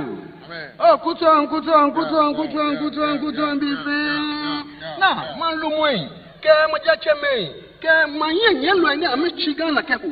E me twata ke agana. Won chanye fe blue. Onye yi abo a ofe Ni mo wo twa mi. Onye konye dum asefe nye wo afa obadu ke so awo no. Ko patu mo mla mi. E jo fe bade na wo. E fon fe e jo fe wo se. Twa mo ne dum afa wo fe wo no.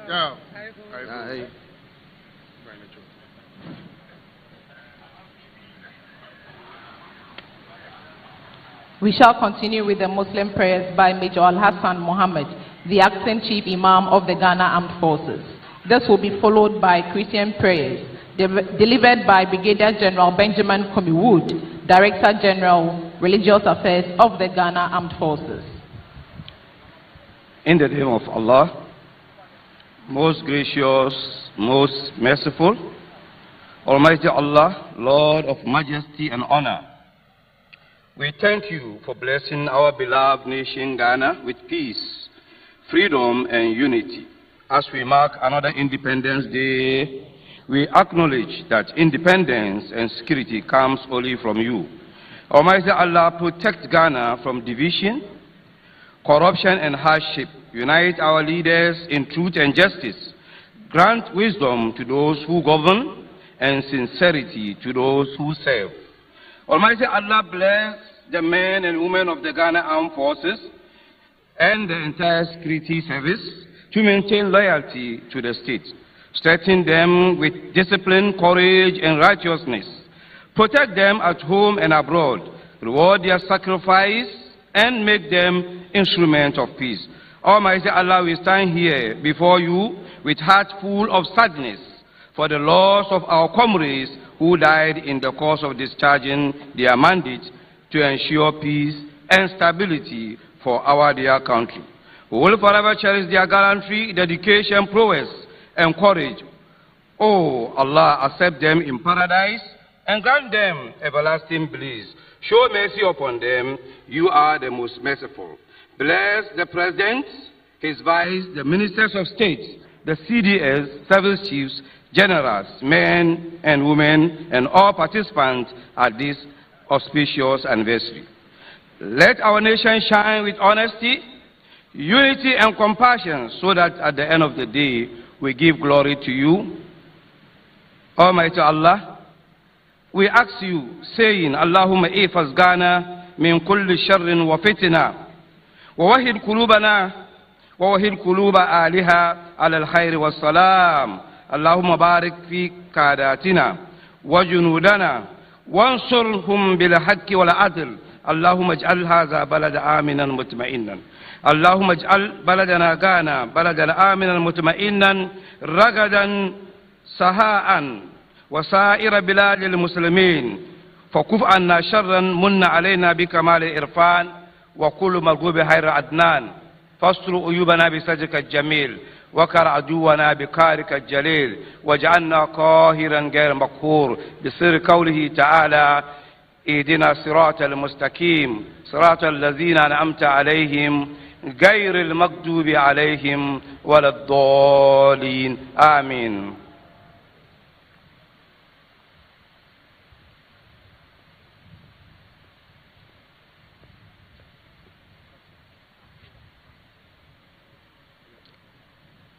Dearly beloved, shall we rise if you may as we pray? Sovereign Lord, our Father in heaven, you have been our help in ages past, our hope for the present time and the future, and the Lord who has been with us through thick and thin even thus far. We give you glory and praise for the abundance of your mercies towards us. As we gather as a nation and a people to celebrate our 69th independence anniversary, we give you glory, we give you praise for how far your mercies and grace have brought us. We ask of you, O God, for forgiveness for our moral failing and our sins, and restoration of abundance, mercies, and goodness to us. We pray, O God, your blessings upon our President, His Excellency, John Dramani Mahama, our President, Commander-in-Chief of the Ghana Armed Forces. We pray, O God, that you grant him wisdom, grace, and your favor, that all his good intentions and vision for our nation will find fruition and will bring our nation to the expected place. We pray, O God, for the legislature, that the laws that they work on to bring to fruition in our land will endure to the liberty, freedoms, prosperity, and the forward march of our nation. As we celebrate this anniversary under the theme, building prosperity, restoring hope, we pray, O God, that all our endeavors, both from all fronts and pillars of our society, will bring our nation to the expected end. Show yourself strong on behalf of our nation. Let your goodness surround us.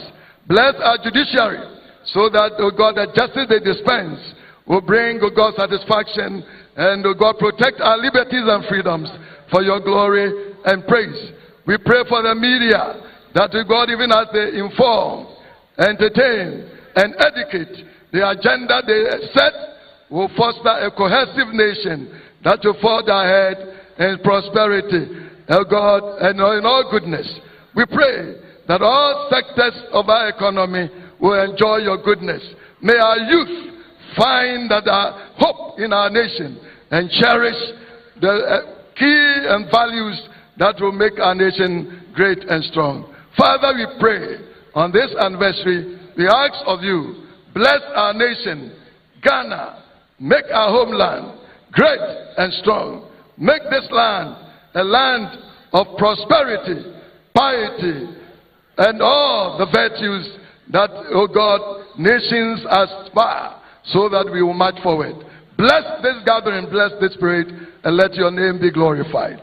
We trust your faithfulness to do beyond our asking, so we give you glory. In Jesus' matchless name we pray. Amen. God bless you. Please be seated. Thank you very much, sir.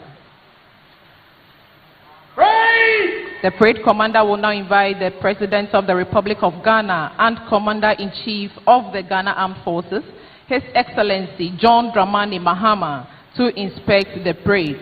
This will be followed by the lighting of the perpetual flame.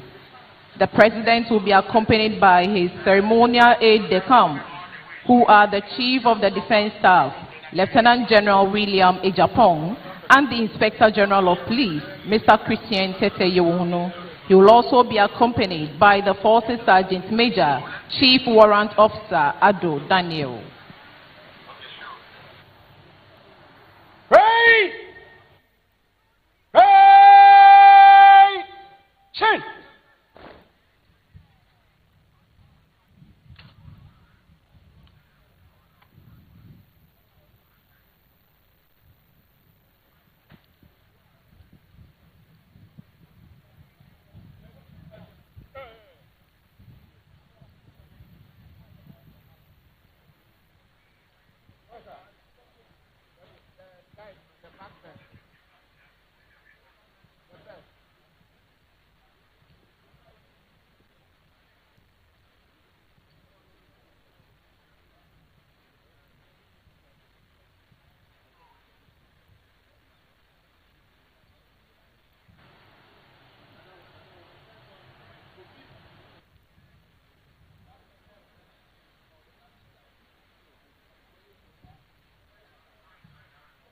morning, Your Excellency. The 69th Independence Anniversary Parade formed up 16 officers and 116 men and women drawn from the Ghana Army, the Ghana Navy, the Ghana Air Force, the Ghana Police Service, the Ghana Prison Service, the Ghana National Fire Service, the Customs Division of the Ghana Revenue Authority, the Ghana Immigration Service, and the National Ambulance Service, with the Miles Band comprising the Ghana Armed Forces Central Band and the Ghana Police Band on parade, ready for inspection. Commander Kwejo Nyako Anson reporting, Your Excellency. Your Excellency.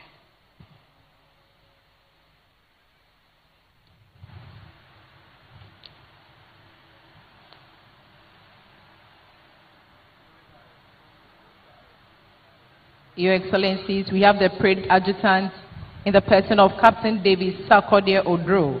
The Ghana Army contingent is commanded by Captain Bernard Esofi. The Ghana Navy contingents are commanded by Lieutenant Ghana Navy Seriam Gadeka and Lieutenant Ghana Navy Albert Amwa Efum.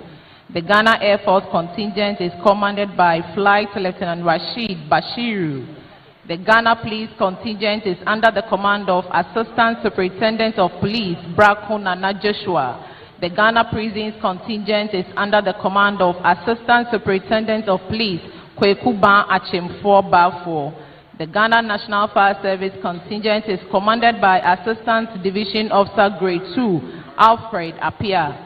The Customs Division contingent is commanded by Assistant Revenue Officer Emmanuel Nana Ewuku Asari.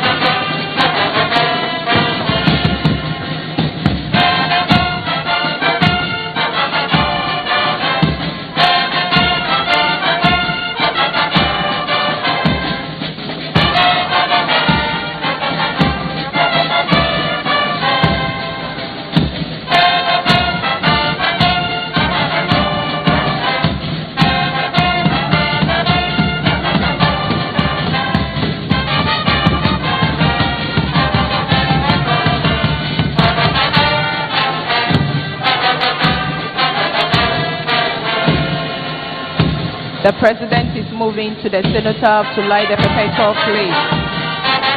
Lighting of the flame is a symbol of the spirit of independence. It reminds us of our responsibility to keep the spirit alive. This morning, as the pot under the symbolic black star glows with flame, we hope to rekindle our flame of nationalism in unity and peace, pillars of development. This is in line with our theme for this year's celebration, which is building prosperity, restoring hope.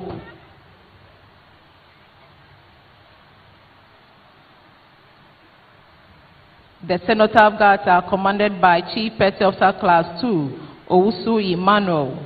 The Ghana Army Guard is Staff Sergeant Mensah Matthias. The Ghana Navy Guard is Petty Officer Class 2, Hanson William. The Ghana Air Force Guard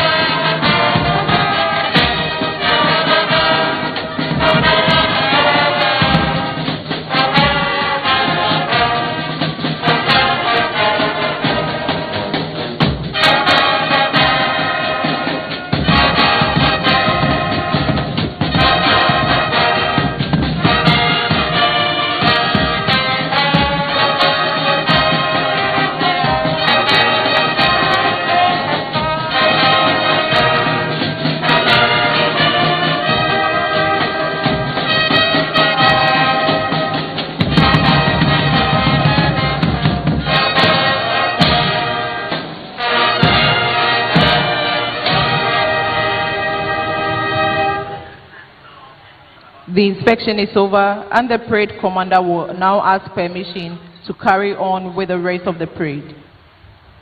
Praise! Toast! Day!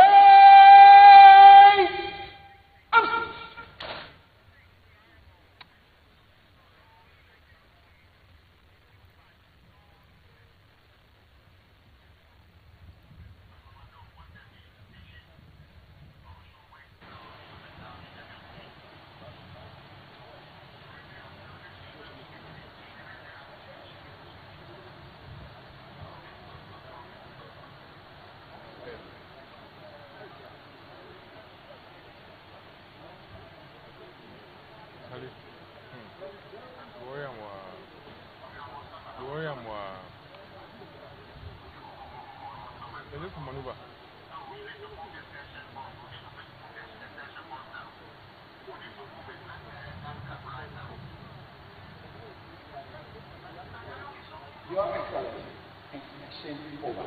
May I have your permission to carry on with the parade? Your Excellency. Your Excellency.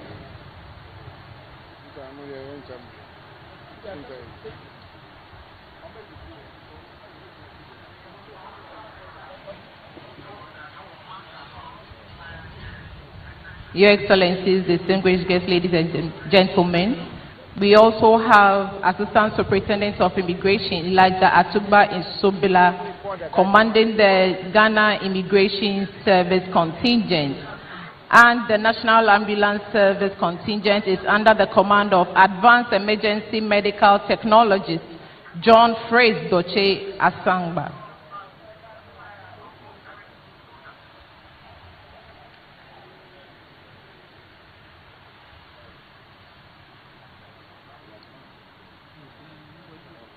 Distinguished guests, ladies and gentlemen, it is now time for the band to display. Praise of day.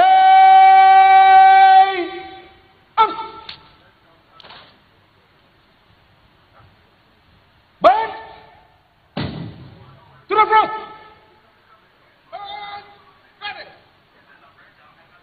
Praise. Stand.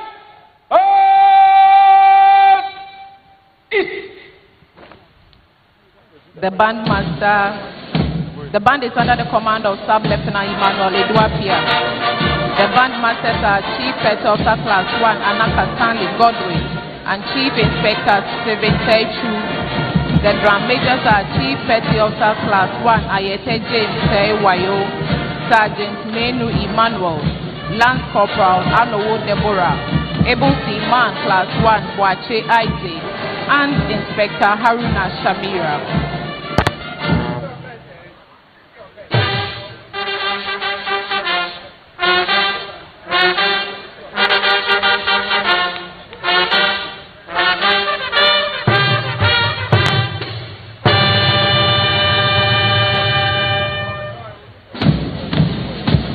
The mass band commenced the display with a resounding fanfare.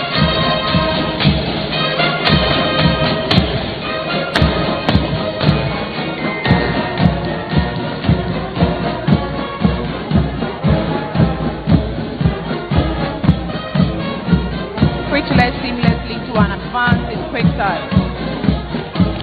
The band will execute a sharp halt and divide into two formations.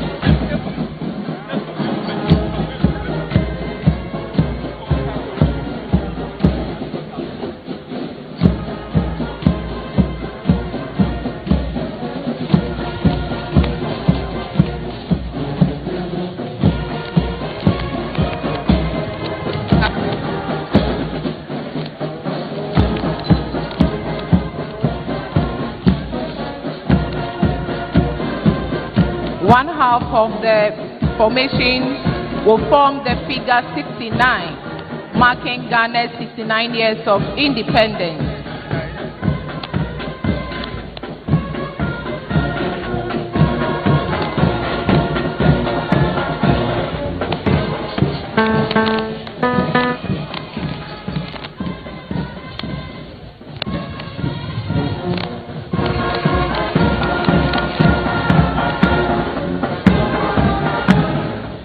The other half will conduct precision maneuvers into a diamond formation. They will then transition into a straight lining formation.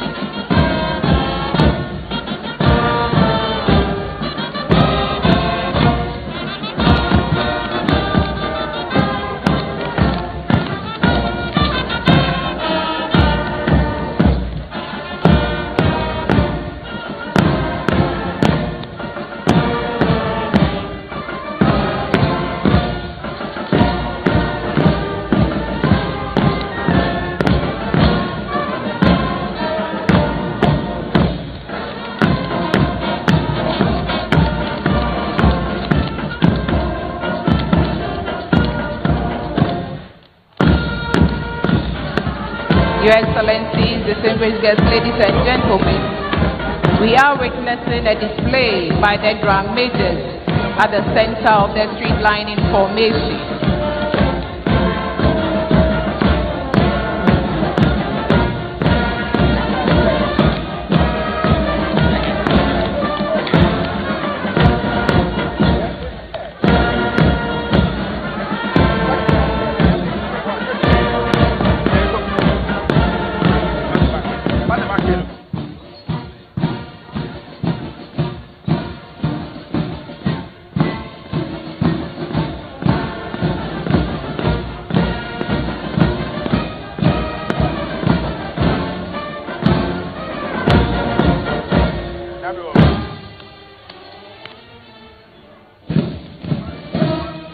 The band will soon reform to depict the Edinkra symbol in Sam.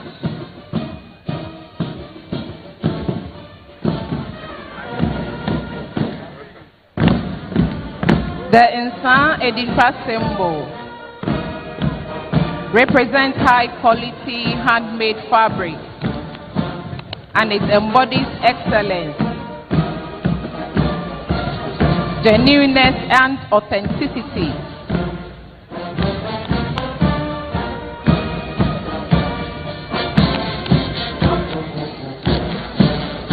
Rooted in a tree proverb, Nia onim insana otonango, to wait, he who does not know authentic insan will buy fake. In the context of nation building, it emphasizes the importance of maintaining high standards in national initiatives, which is crucial for national growth and development.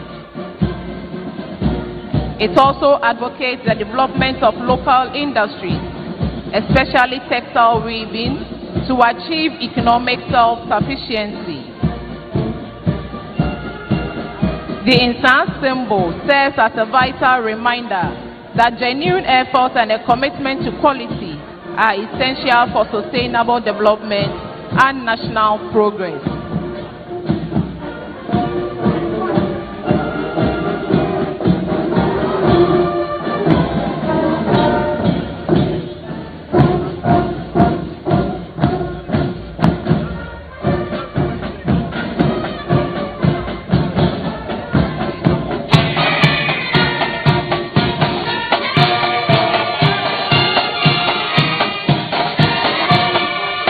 That is the Insan Edinkra symbol.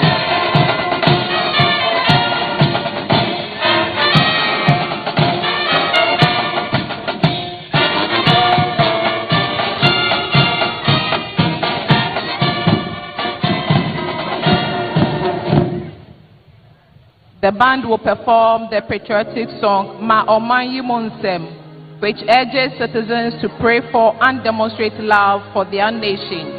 On the keyboard this morning is Sub-Lieutenant Doris Ebonyi, and the vocalists are Sub-Lieutenant Teresa Ananyakon and Lance Corporal Debbie Kaulabi.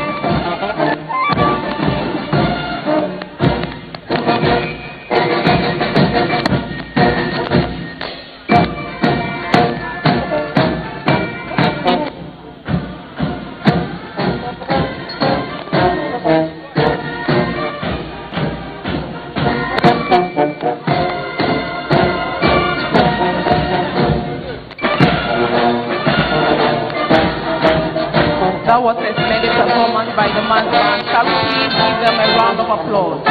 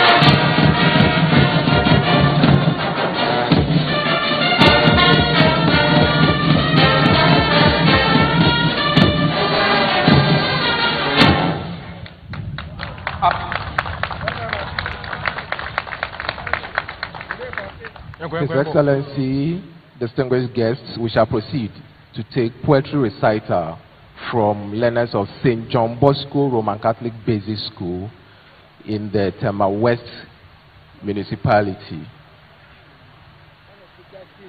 St. John Bosco, with your permission, was established in 1985 as a private school by the Good Shepherd Catholic Church, Community 2, Tema, with an initial enrollment of 72 learners. In 1986, the KG was absorbed into the public sector by the government. This was followed by the absorption of the primary and JHS department in 1981. St. John Bosco presently boasts of 838 learners and a staff strength of 29, consisting of male teachers who are 7 and 22 female teachers.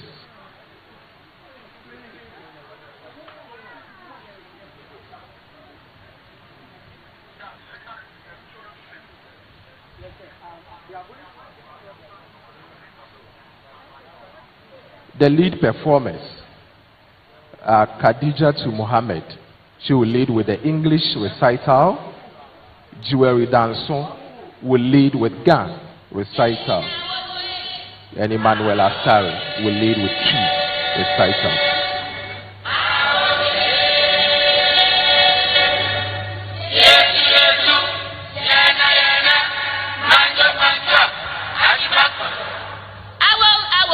Awe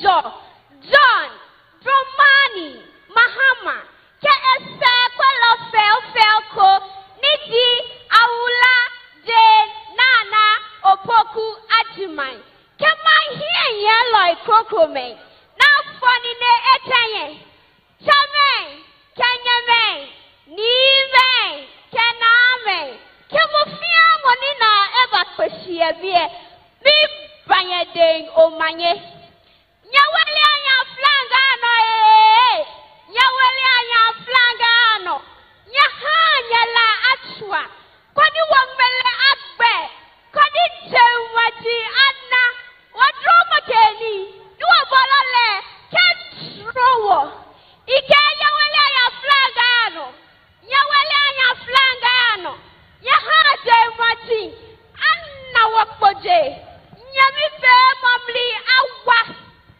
watame ehegbe Africa nile loi pana jowoma you wake sio wachichi ofe edro wake skau sika itona biju ogbe ene ewole maji koko mesio we awangaye bele wahia tetomo onufu kwadu wake sikaga aka woklo to ogugo nole moto ekebau wahe sale kewakusumi ajije kayashon kwadi kemoko besile moko abo eno your excellency the president the humble lion from the north the warrior from Gonja today as Ghana marks its 69th birthday let's lift the flag of Ghana high. Let's lift the flag of Ghana high. And let's keep the torch of hope burning. Our country was built on strong pillars. Red, yellow, green. With a black star of Africa unity resting in the middle. Mention gold. And we have it in abundance. We also have timber, which we export outside. Our farmers and fishermen are very hard working, explaining why we suffer no famine. Our respect for our country must shine like the stars. Derogatory words must never be heard from us. Our culture unites us under the flag that brings us together as fellow Ghanaians of one nation, one country, and with a common destiny. Amanteni John Dramani Mahama, Nina Bedi Etre, Professor Zainana Opoku Adimai, Oba Son of Papebi, Baima Katetre Kwama, our Autosum watching Nana no. When I walk, I wonder, Oba Bessia, our Odi Kanye, or Mampeni Abedi Etre Wayamanmu. When I would the idea what commander say, oh, bring Poko Kra Odikan.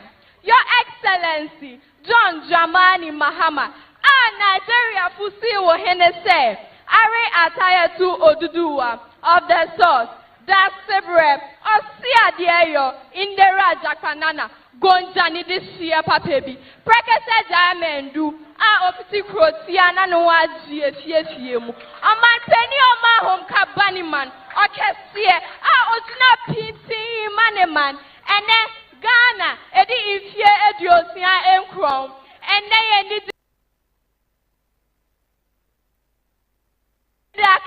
my Yaninia. Mema Mwati, a penny for near Titui, Monsieur Muhaninia. Yamagana Franca Son Quattro, Yamagana Franca Son Quattro, Yama any da Swakania and Cotton Strain.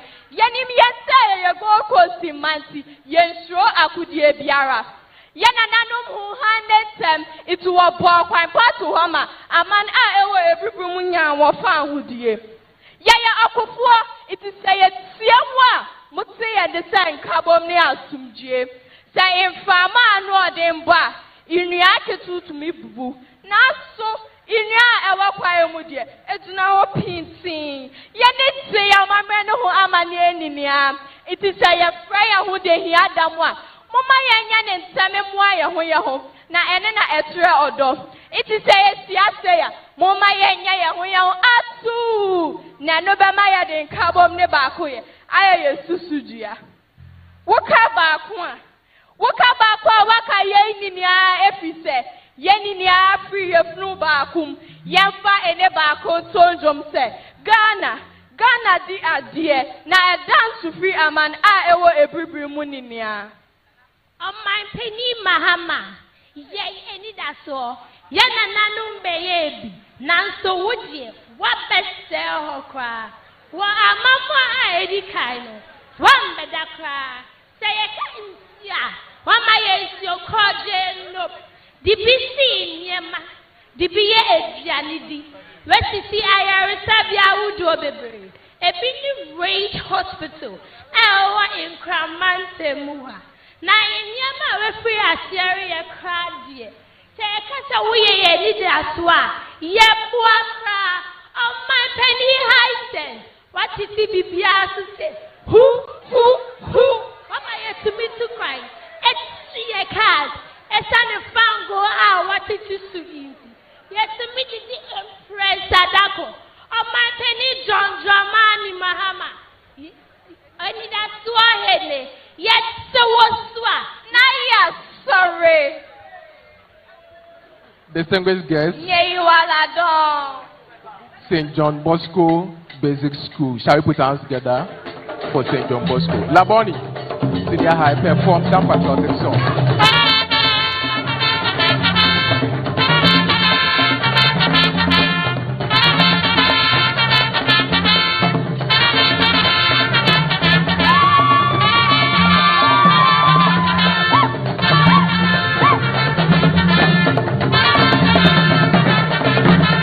Thank you very much, St. John Bosco.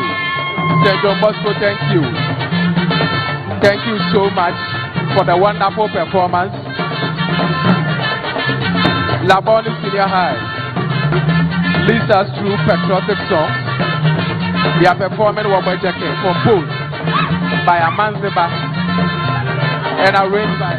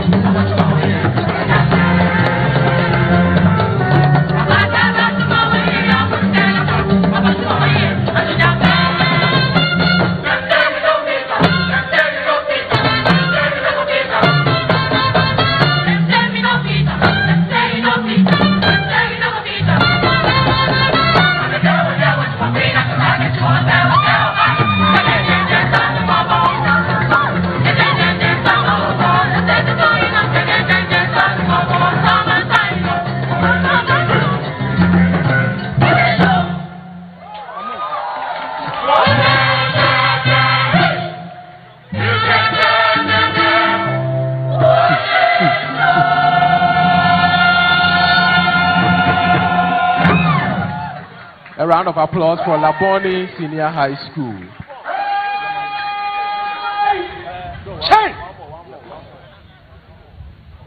Laboni Senior High School.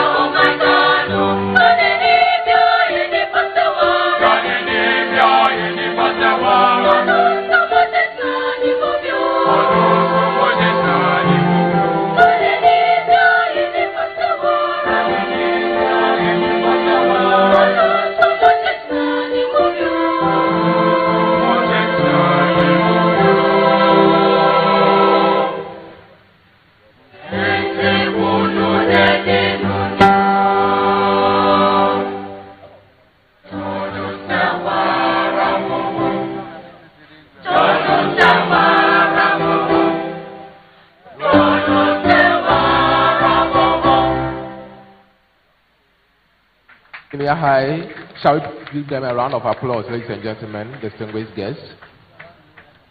We shall proceed to invite Aloboshi 1 and 2 basic schools to give us some traditional dance performance. They are performing Bamaya, Tora, and Kadodo Abojo. Bamaya is a traditional dance, celebratory of the people of Dagomba in the northern Ghana. It's often called the rain dance.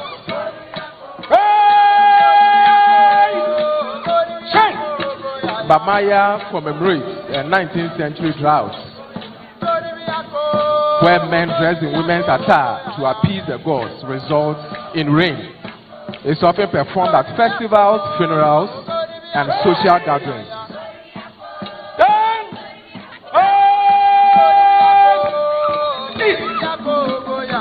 Bamaya means the valley is wet in Dagbani. It originated during a severe, long-lasting drought in the northern region of Ghana.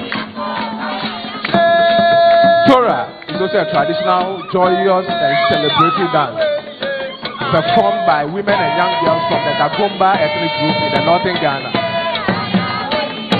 It's often performed at weddings, funerals, and after harvest.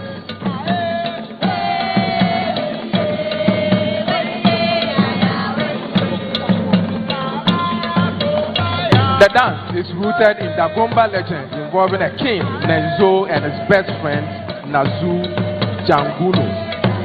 The Torah is used for entertainment and education. It's considered a soul of Dagbon culture.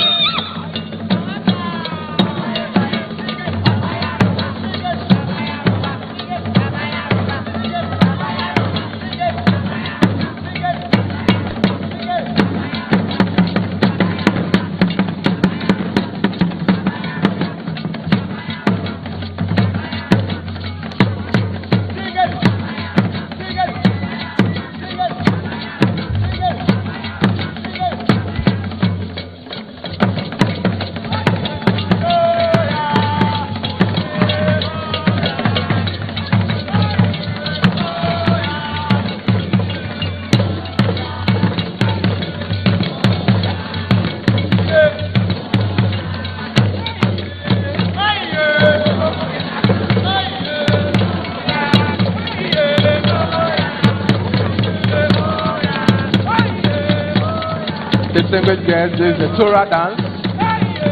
It is a traditional, joyous, and celebratory dance performed by women and young girls from the Dagomba ethnic group in the northern Ghana. It's often performed at weddings, funerals, and after harvest. The dance is rooted in Dagomba legend involving a king, Nenzo, and his best friend, Nazu Janguno. The significance of this dance is that it is used for education and for entertainment. It is considered a soul of Dagbon culture.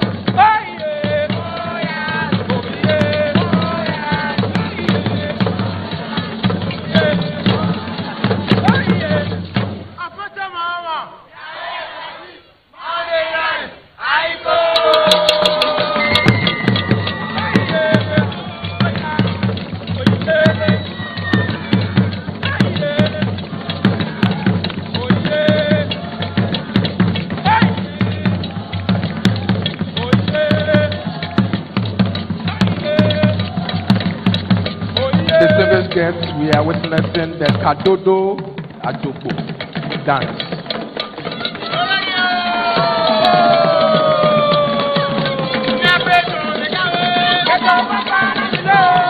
The dance is the initial graceful phase of the Adobo war dance, performed primarily by Ewe women in Ghana, Togo, and Benin.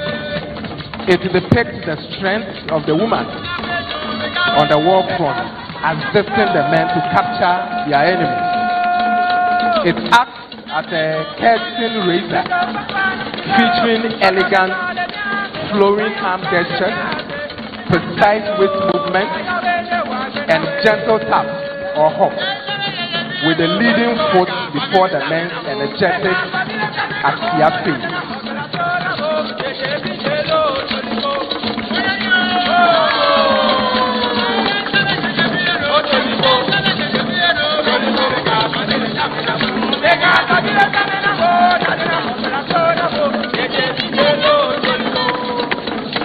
This beautiful dance originates from Dahomey, now Benin, as a spiritual religious dance before adapting into a social recreational dance. It is frequently performed during traditional festivals, funerals, and social gatherings to entertain and showcase cultural heritage.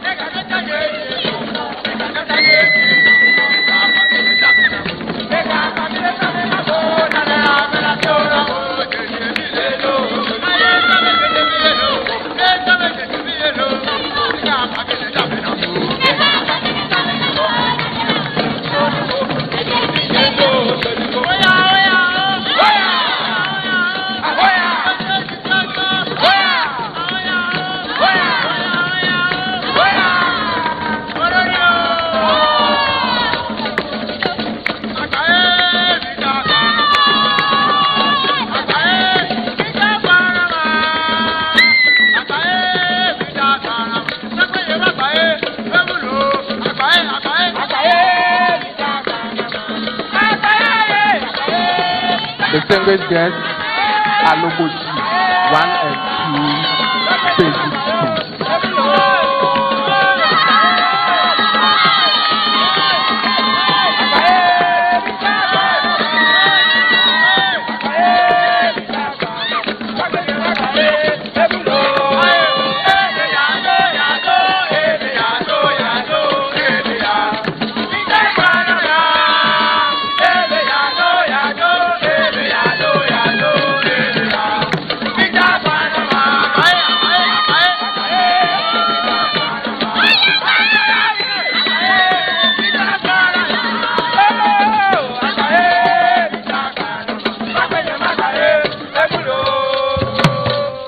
Alobochi 1 and 2 basic school. Shall we put hands together for such a wonderful performance? They gave us Bamaya, Tura, and the Kadodo Adobo performance.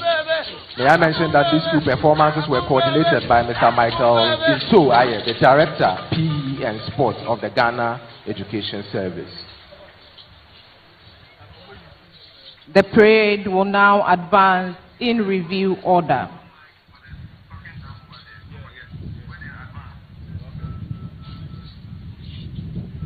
Ready! Ready! Chase! Ready! So! Day! Up!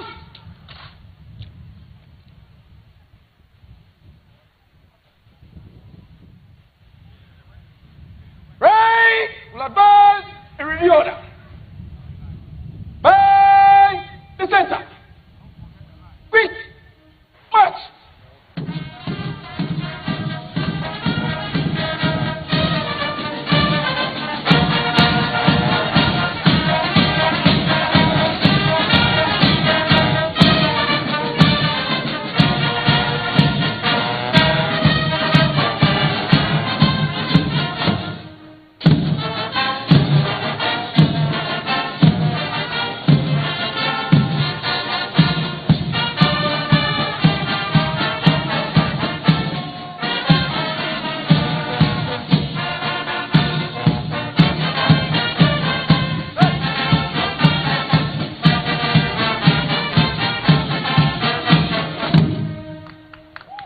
Shall we please rise for the national anthem? All personnel in uniform are to pay the appropriate compliment. Ready! National salute! Present! Arms!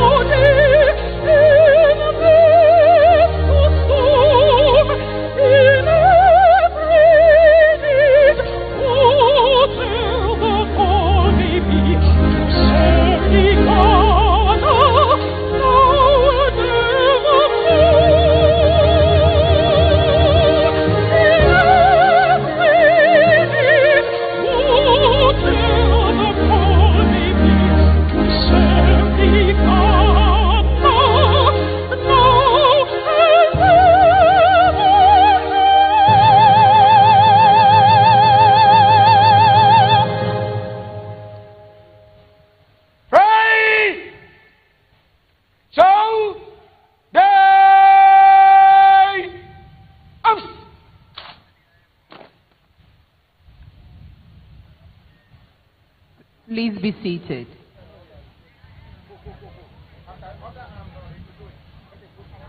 The parade commander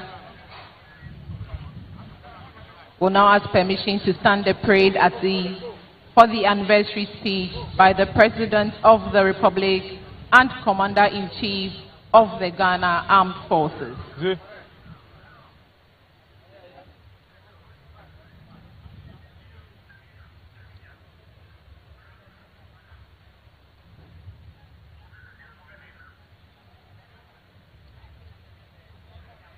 Escort.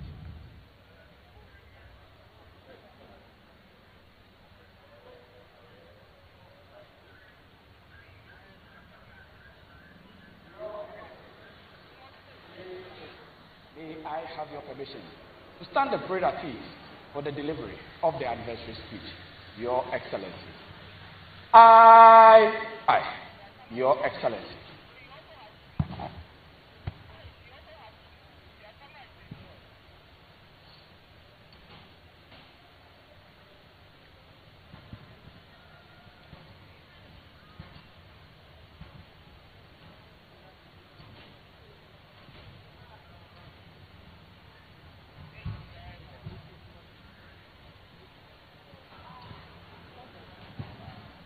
Indeed, before the President would deliver his speech, we shall take drum appellation from the Ministry of Health Basic School located in the Accra Metropolitan under the directorship of Madam Justine Ivy Apau. The reciters are Rahel Afari-Yeboah and Carol Na Ahima Densua Entry. The Ministry of Health Basic School was established in 1975 with 5 boys and 8 girls. Now they boast of over 2,000 student population and 60 staff population. Rain of day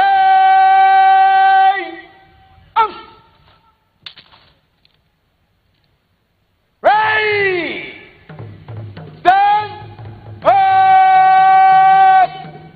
East.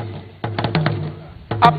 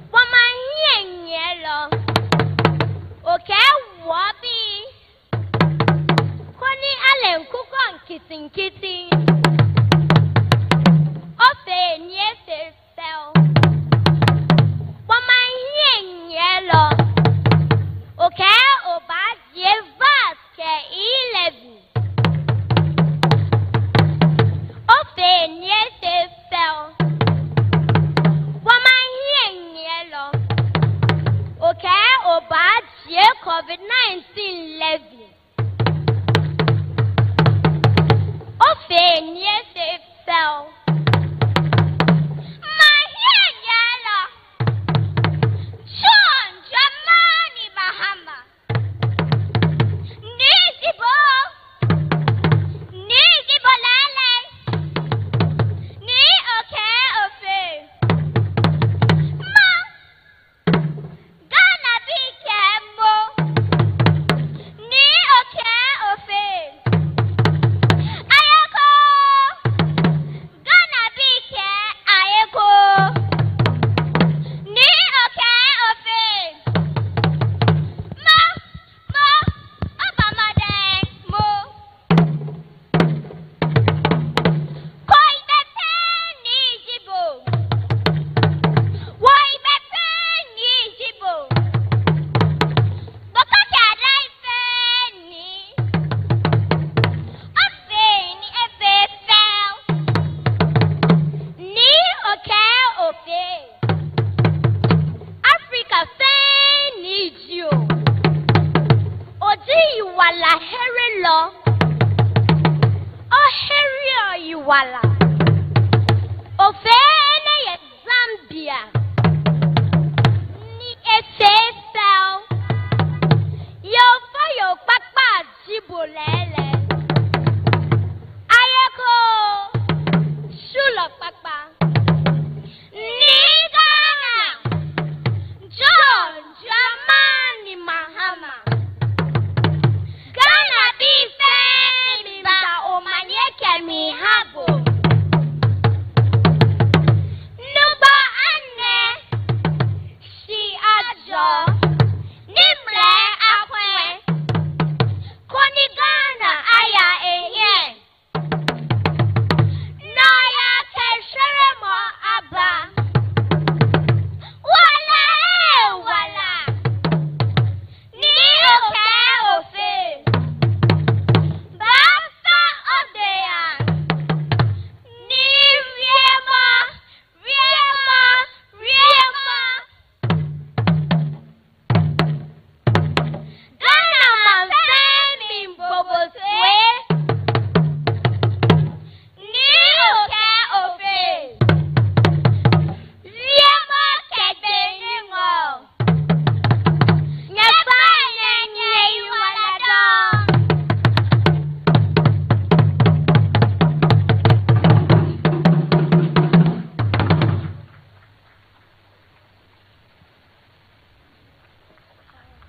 Shall we please give them a round of applause?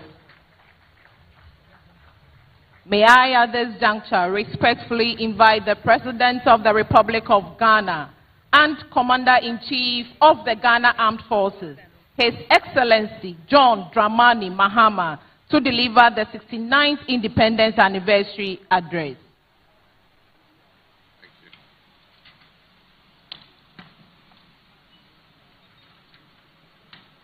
Thank you. Kindly be seated. Thank you.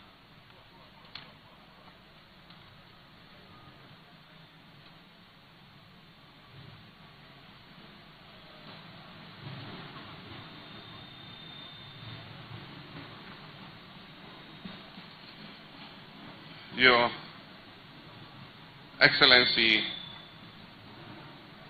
First Lady Lordina Dramani Mahama, Your Excellency, Dr. Honorable Terence Drew, Prime Minister of St. Kitts and Nevis, and your beautiful wife, Your Excellency, Vice President Jane Nana Opokwa Ajimai,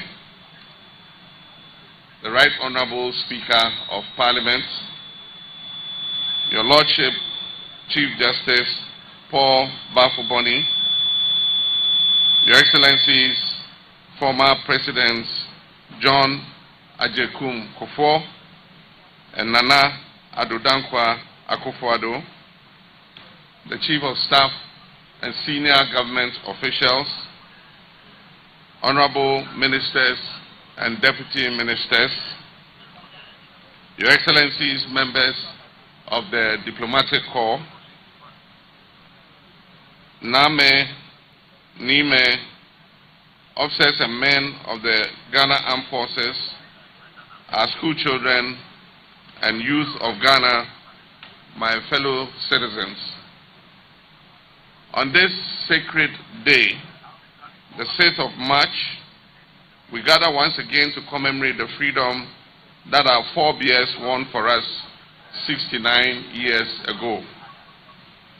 We stand here not just as witnesses to history, but as guardians of a legacy and architects of our shared destiny that are united under the red for our courage, the gold for our wealth, the green for our forests, and the black star that shines as a beacon of hope for Africa and the diaspora. Today, as we mark our 69th independence anniversary, we do so under the theme, Building Prosperity, Inspiring Hope. This theme is more than just ceremonial. It represents a covenant between the government and the governed, a solemn promise that every decision we make and every policy we implement must foster prosperity and renew hope for every Ghanaian. Just 6 days ago, I stood before Parliament to deliver the State of the Nation address. I spoke honestly about our challenges and confidently about the future and the progress we are making. But today, I speak not only to our Parliament, but to every Ghanaian. The farmer in the northern savannah, the trader in the Makola markets, the teachers in our classrooms, the nurses in our hospitals and clinics, the young entrepreneur with a smartphone in his hand, and every Ghanaian, both at home and in the diaspora. This is our story. This is our moment. We cannot speak of Ghana's present without paying homage to our past. 69 years ago, Osajifo Dr. Kwame Nkrumah proclaimed to the world that at long last the battle is ended and that Ghana, our beloved country, is free forever. He also added that the independence of Ghana is meaningless unless it is linked up with the total liberation of the African continent. Nkrumah did not only grant us independence, he awakened within us a sense of consciousness and a continental purpose. Starting with the UGCC and eventually the CPP, along with the countless unsung heroes and patriots, they sparked a movement that altered the course of African history. Today, we honor the memory of Osajifo Dr. Kwame Nkrumah and all others who have led this country after him. All of them have been a part of our history and have brought us to this moment in our lives. From Dr. Kofi Abrifabuzia to J.A. Ankara, Akwesi Afrifa, Ike Achampong, General Akufo, Jerry John Rawlings, John Ajekum Kufuor, John Evans Atta Mills, and Nana Addo Dankwa Akufo-Addo. Every administration, regardless of its political inclination, has played its part in building the nation we all proudly call Ghana. Our democracy has endured because we've learned to compete without destroying, to disagree without hatred, and to transfer power peacefully, which is evidence of the maturity and the wisdom of the Ghanaian people. Your Excellency Prime Minister Terence Drew, your presence here today carries great significance for us. Your visits and our bilateral engagements represent more than just diplomacy. They signify a historic reconnection between Ghana and our brothers and sisters in the Caribbean, branches of the same ancestral tree. The dungeons of the Cape Coast and Elmina castles remind us of the dark chapters of history when millions of Africans were forcibly transported across the Middle Passage to the so-called New World. Yet from that tragedy arose the remarkable resilience, creativity, and cultural brilliance that continue to influence the world.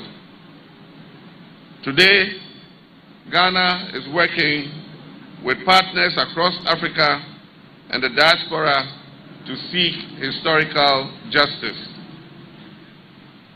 Later this month, Ghana will submit a motion to the United Nations declaring slavery and the transatlantic slave trade the gravest crime against humanity.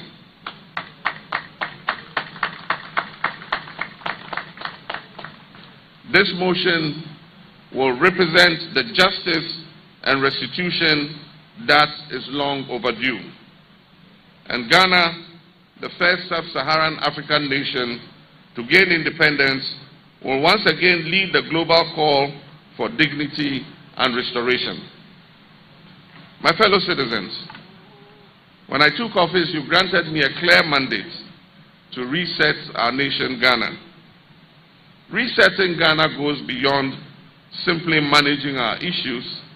It involves transforming how we govern, how we produce, and how we share the fruits of our prosperity. Over the past year, we've taken decisive steps to stabilize our economy, restore investor confidence, and rebuild fiscal discipline in how we manage our resources. Inflation is declining, the cedi, our local currency, is stabilizing, and confidence in the Ghanaian economy is gradually returning. We've renegotiated our debts to obtain more sustainable terms for our people, and we've redirected valuable national resources towards healthcare, education, agriculture, and employment creation. But resetting Ghana goes beyond just the numbers. It involves resetting our values, our expectations, and the social contract that exists between leaders and citizens. Leadership must be accountable. Corruption is a cancer that erodes the very foundation of our nation. Every cedi that is stolen from the public purse represents a classroom that is robbed of textbooks. It represents a hospital that will go without medicines. It represents a road that will be left uncompleted. And it represents a young graduate that will be denied opportunity. Under my leadership, we're not just fighting corruption with words alone. We're strengthening institutions, protecting anti-corruption agencies from political interference, and ensuring that no individual, regardless of their status or party, is above the law. But government cannot win this battle alone. We must foster a national culture of integrity, where honesty is valued and public service is regarded as a sacred duty. Independence granted us freedom, but freedom demands responsibility. We need to re-establish discipline in our national life, discipline in how we manage public resources, discipline in adhering to the law, discipline in how we treat one another in public life. Patriotism should extend beyond just slogans. True patriotism must be shown through our everyday actions. The citizen who protects public property, the public servant who treats every Ghanaian with respect, and the entrepreneur who opts to invest his resources in Ghana's future. Above all, we must place country above party, above tribe, and above personal interest. Citizens, Ghana is bigger than any one of us. To the young people of this country, I see you, I hear you, and I believe in your potential. You belong to a generation that is armed with tools and opportunities that earlier generations could hardly have imagined. In your hands, a smartphone transforms into a classroom. In your hands, a business platform, a smartphone transforms into a business platform. In your hands, a smartphone transforms into a creative studio and a gateway to the global economy. However, I also recognize your frustrations, and that is why government is investing in digital infrastructure, entrepreneurship programs, and innovation hubs across the country, from Accra to Kumasi to Tamale, Takrady, Ho, and Koforidua. We're reforming education to meet the needs of the modern economy and expanding internship and apprenticeship programs to bridge the gap between school and the world of work. But success will also depend on discipline, resilience, and excellence. And let me give you sound advice. The future belongs to those who prepare for it. Permit me to congratulate the 52 outstanding students who received the President's Independence Day Award for school children earlier this week. I also commend Keta Secondary Technical School for winning the 69th Independence Day quiz competition. And I extend my congratulations to the winners of this year's National Debates Competition. All of you represent the promise of Ghana's future.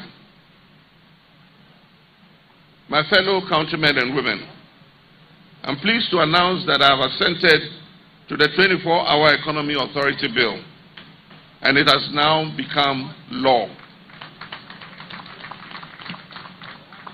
This historic reform will boost Ghana's productivity. Businesses will be incentivized to run across multiple shifts. Factories will operate around the clock, and services will become more accessible to our citizens. 1,000 new jobs will be generated across various sectors, ranging from manufacturing and logistics to security and transportation. This initiative will enable us to optimize the use of our national infrastructure and establish Ghana as a competitive industrial hub. And this is how we will create prosperity. I'm also pleased to announce that we're in the final stages of setting up the Women's Development Bank. This work has been under the leadership of our hard-working Vice President, Jane Nana Opoku-Agyeman. Our women entrepreneurs have historically been the backbone of Ghana's informal economy, and yet too many of them face barriers to affordable credit. This Women's Development Bank will provide accessible financing, mentorship, and business support that is tailored to women-led enterprises. When women succeed, families thrive, and nations prosper. Women of Ghana, we are committed to investing so that you realize your full potential.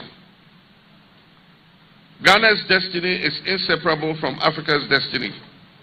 Today, Africa is home to over 1.4 billion people and possesses the youngest workforce in the world. The African Continental Free Trade Area, which is based here in Accra, is one of the most ambitious economic integration projects in the history of the world.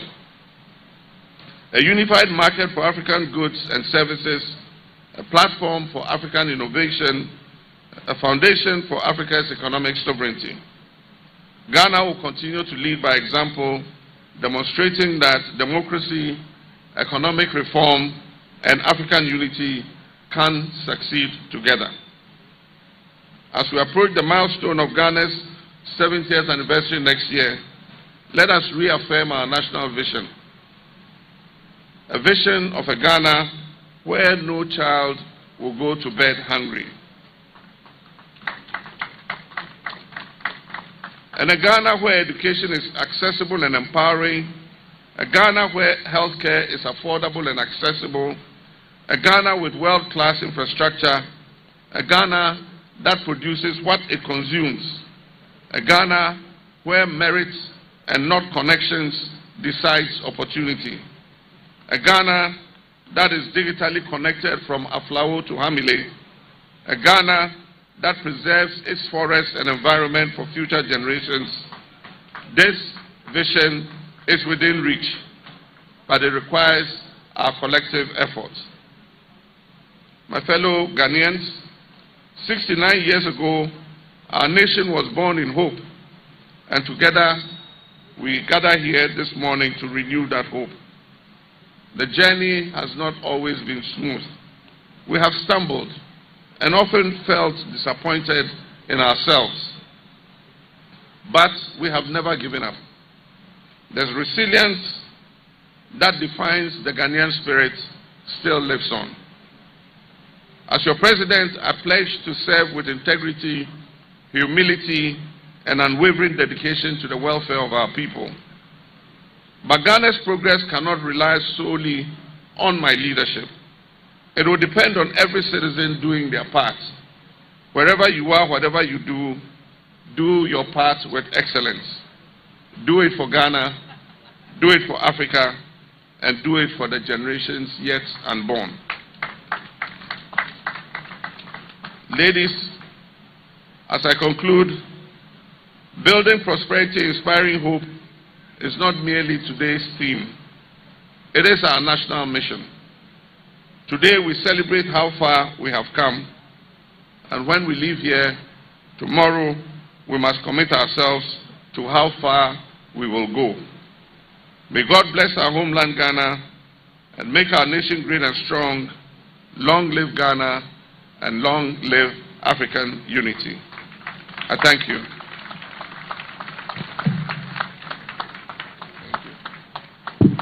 Of the 59th Independence Anniversary Address. Thank you, Your Excellency. The parade commander will now invite the Forces Sergeant Major, Chief Warrant Officer Ado Daniel, to lead the contingent in giving 3 hearty cheers to the President of the Republic of Ghana and Commander-in-Chief of the Ghana Armed Forces.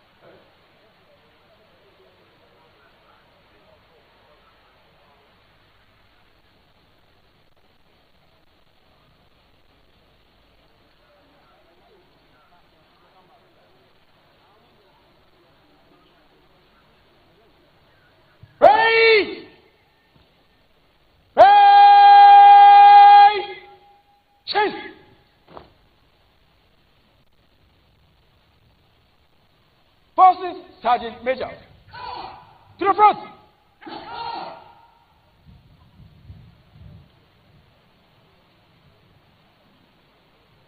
The Forces Sergeant Major, Chief Warrant Officer Ado Daniel, was born in Kede in the Eastern region. He attended Dunkwanta Secondary School in the Oti region for his ordinary level certificate and Kumasi Polytechnic for Royal Society of Arts Stage 3 accounting option. He holds a higher national diploma in accounting from the same institution, and a Bachelor of Science degree in accounting from the University of Professional Studies. Chief Warrant Officer Ado Daniel also holds advanced certificate in industrial security management, forensics and investigations from the University of Ghana Business School, and a Master of Arts in Peace, Security and Intelligence Management from the University of Professional Studies. Good morning, Your Excellency. May I have your permission? Carry on with the year. Your Excellency.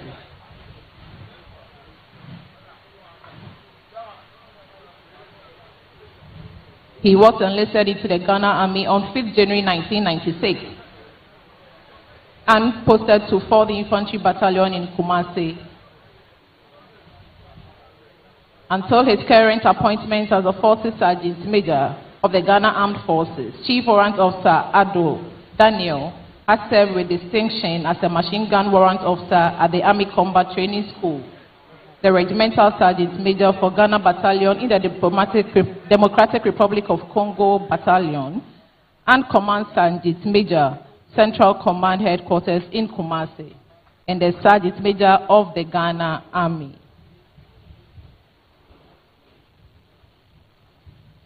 Right! Remove headdress. Remove.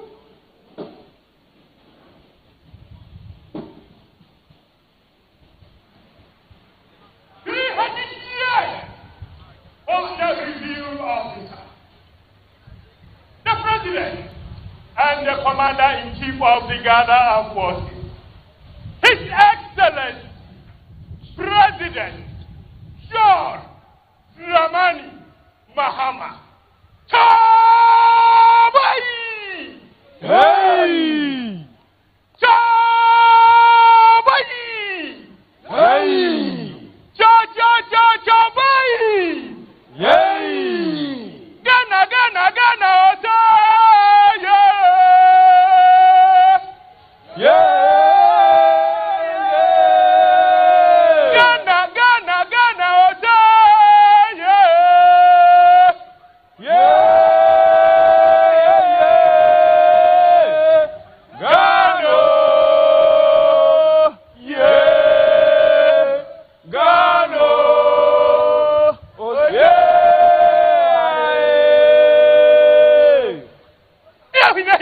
Hey! Yeah, hina hina. Hey! Yeah, hina hina. What be the boy? Just be the boy. Yeah! Yeah!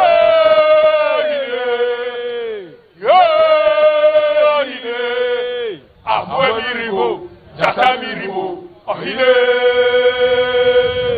Yeah, hina hina. Hey! Yeah, hina hina. Hey! Yeah, hina hina. What be the boy? Jata be the boy. Yeah! Hina. Yeah! Abwe biribo, jata biribo, ohile. Cha! Cha!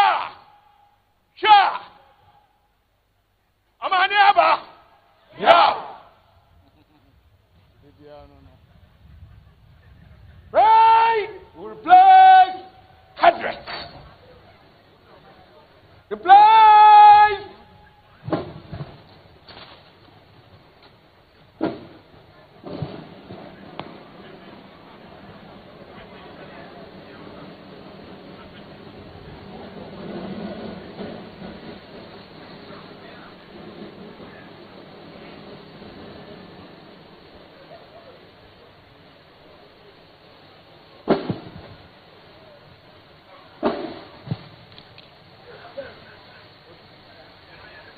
Distinguished guests, ladies and gentlemen, and that was the Forces Sergeant Major Chief Warrant Officer Ado Daniel, leading the contingent to give 3 cheers to the President of the Republic and the Commander-in-Chief of the Ghana Armed Forces, His Excellency John Dramani Mahama.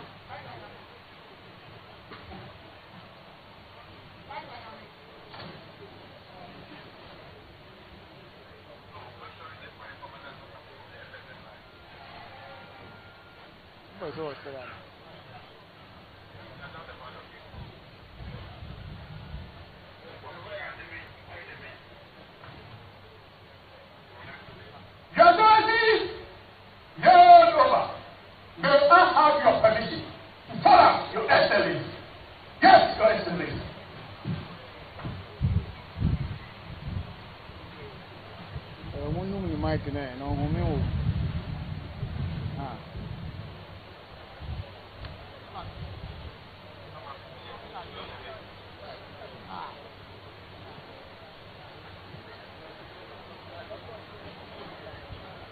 Your Excellencies, distinguished guests, ladies and gentlemen, I am pleased to announce that today marks the birthday of Her Excellency the First Lady, Mrs. Lordina Mahama.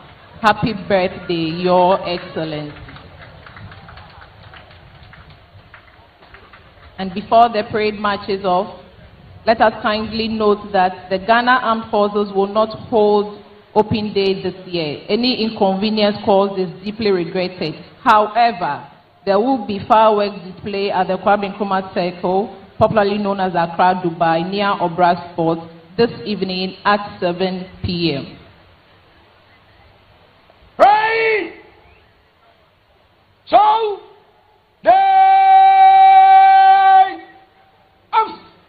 the parade commander will now ask permission to march off the colors and the remaining of the parade.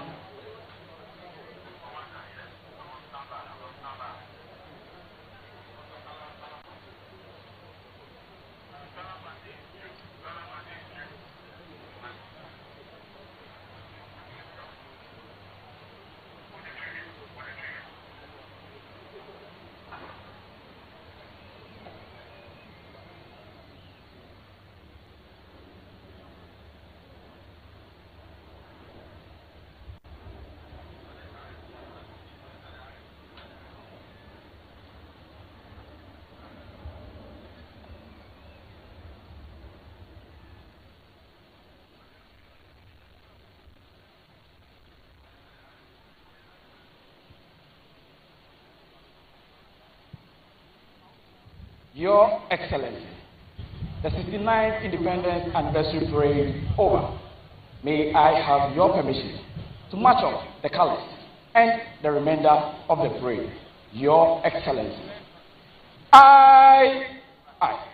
Your Excellency.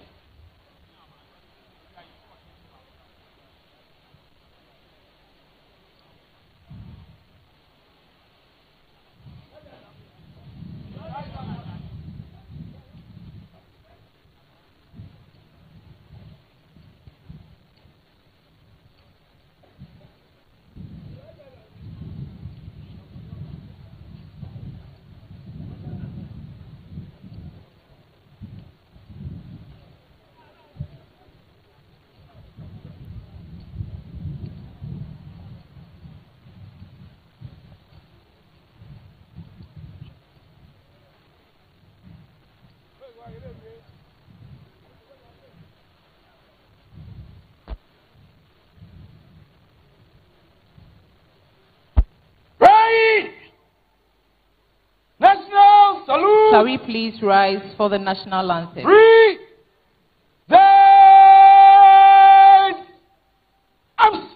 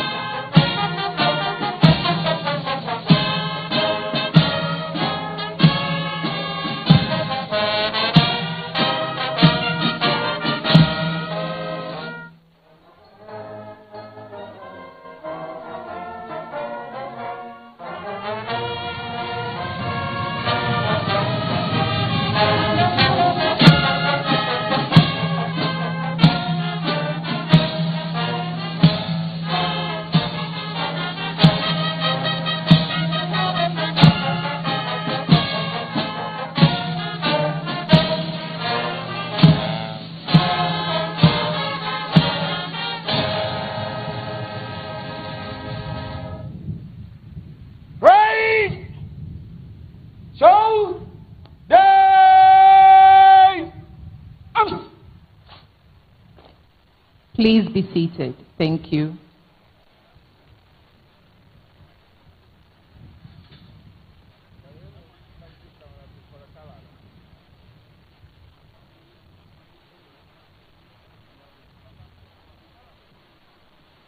No! March of the colors. I now You are please requested to rise as the colors passes where you are seated as a mark of compliment to the colors. Right. Read.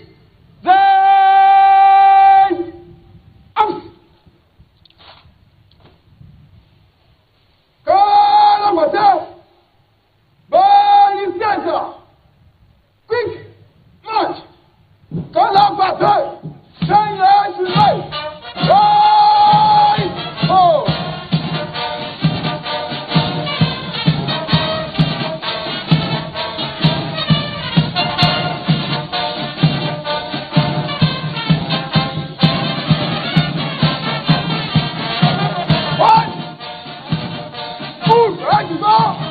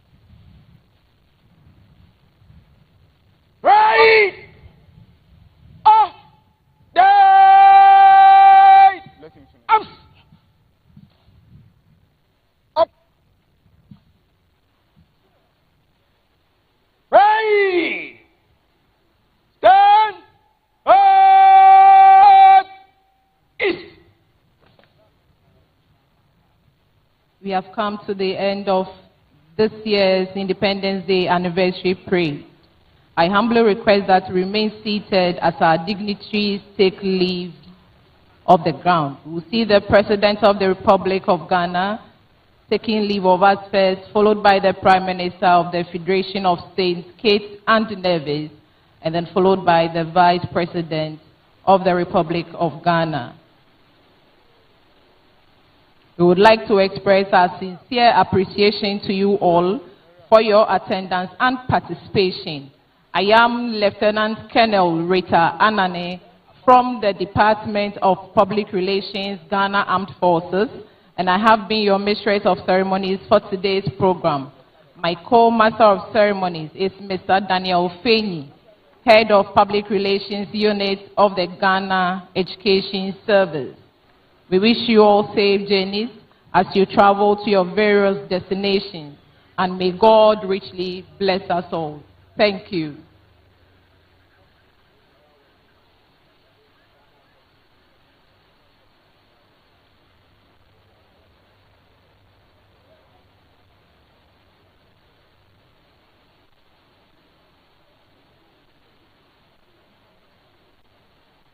I wish to emphasize that there won't be any open day by the Ghana Armed Forces in all garrisons this year, and any inconvenience caused is deeply regretted. There will be fireworks display at the Kwame Nkrumah Circle, popularly known as Accra, Dubai, near Obra Port this evening at 7 p.m. You are all invited. Thank you.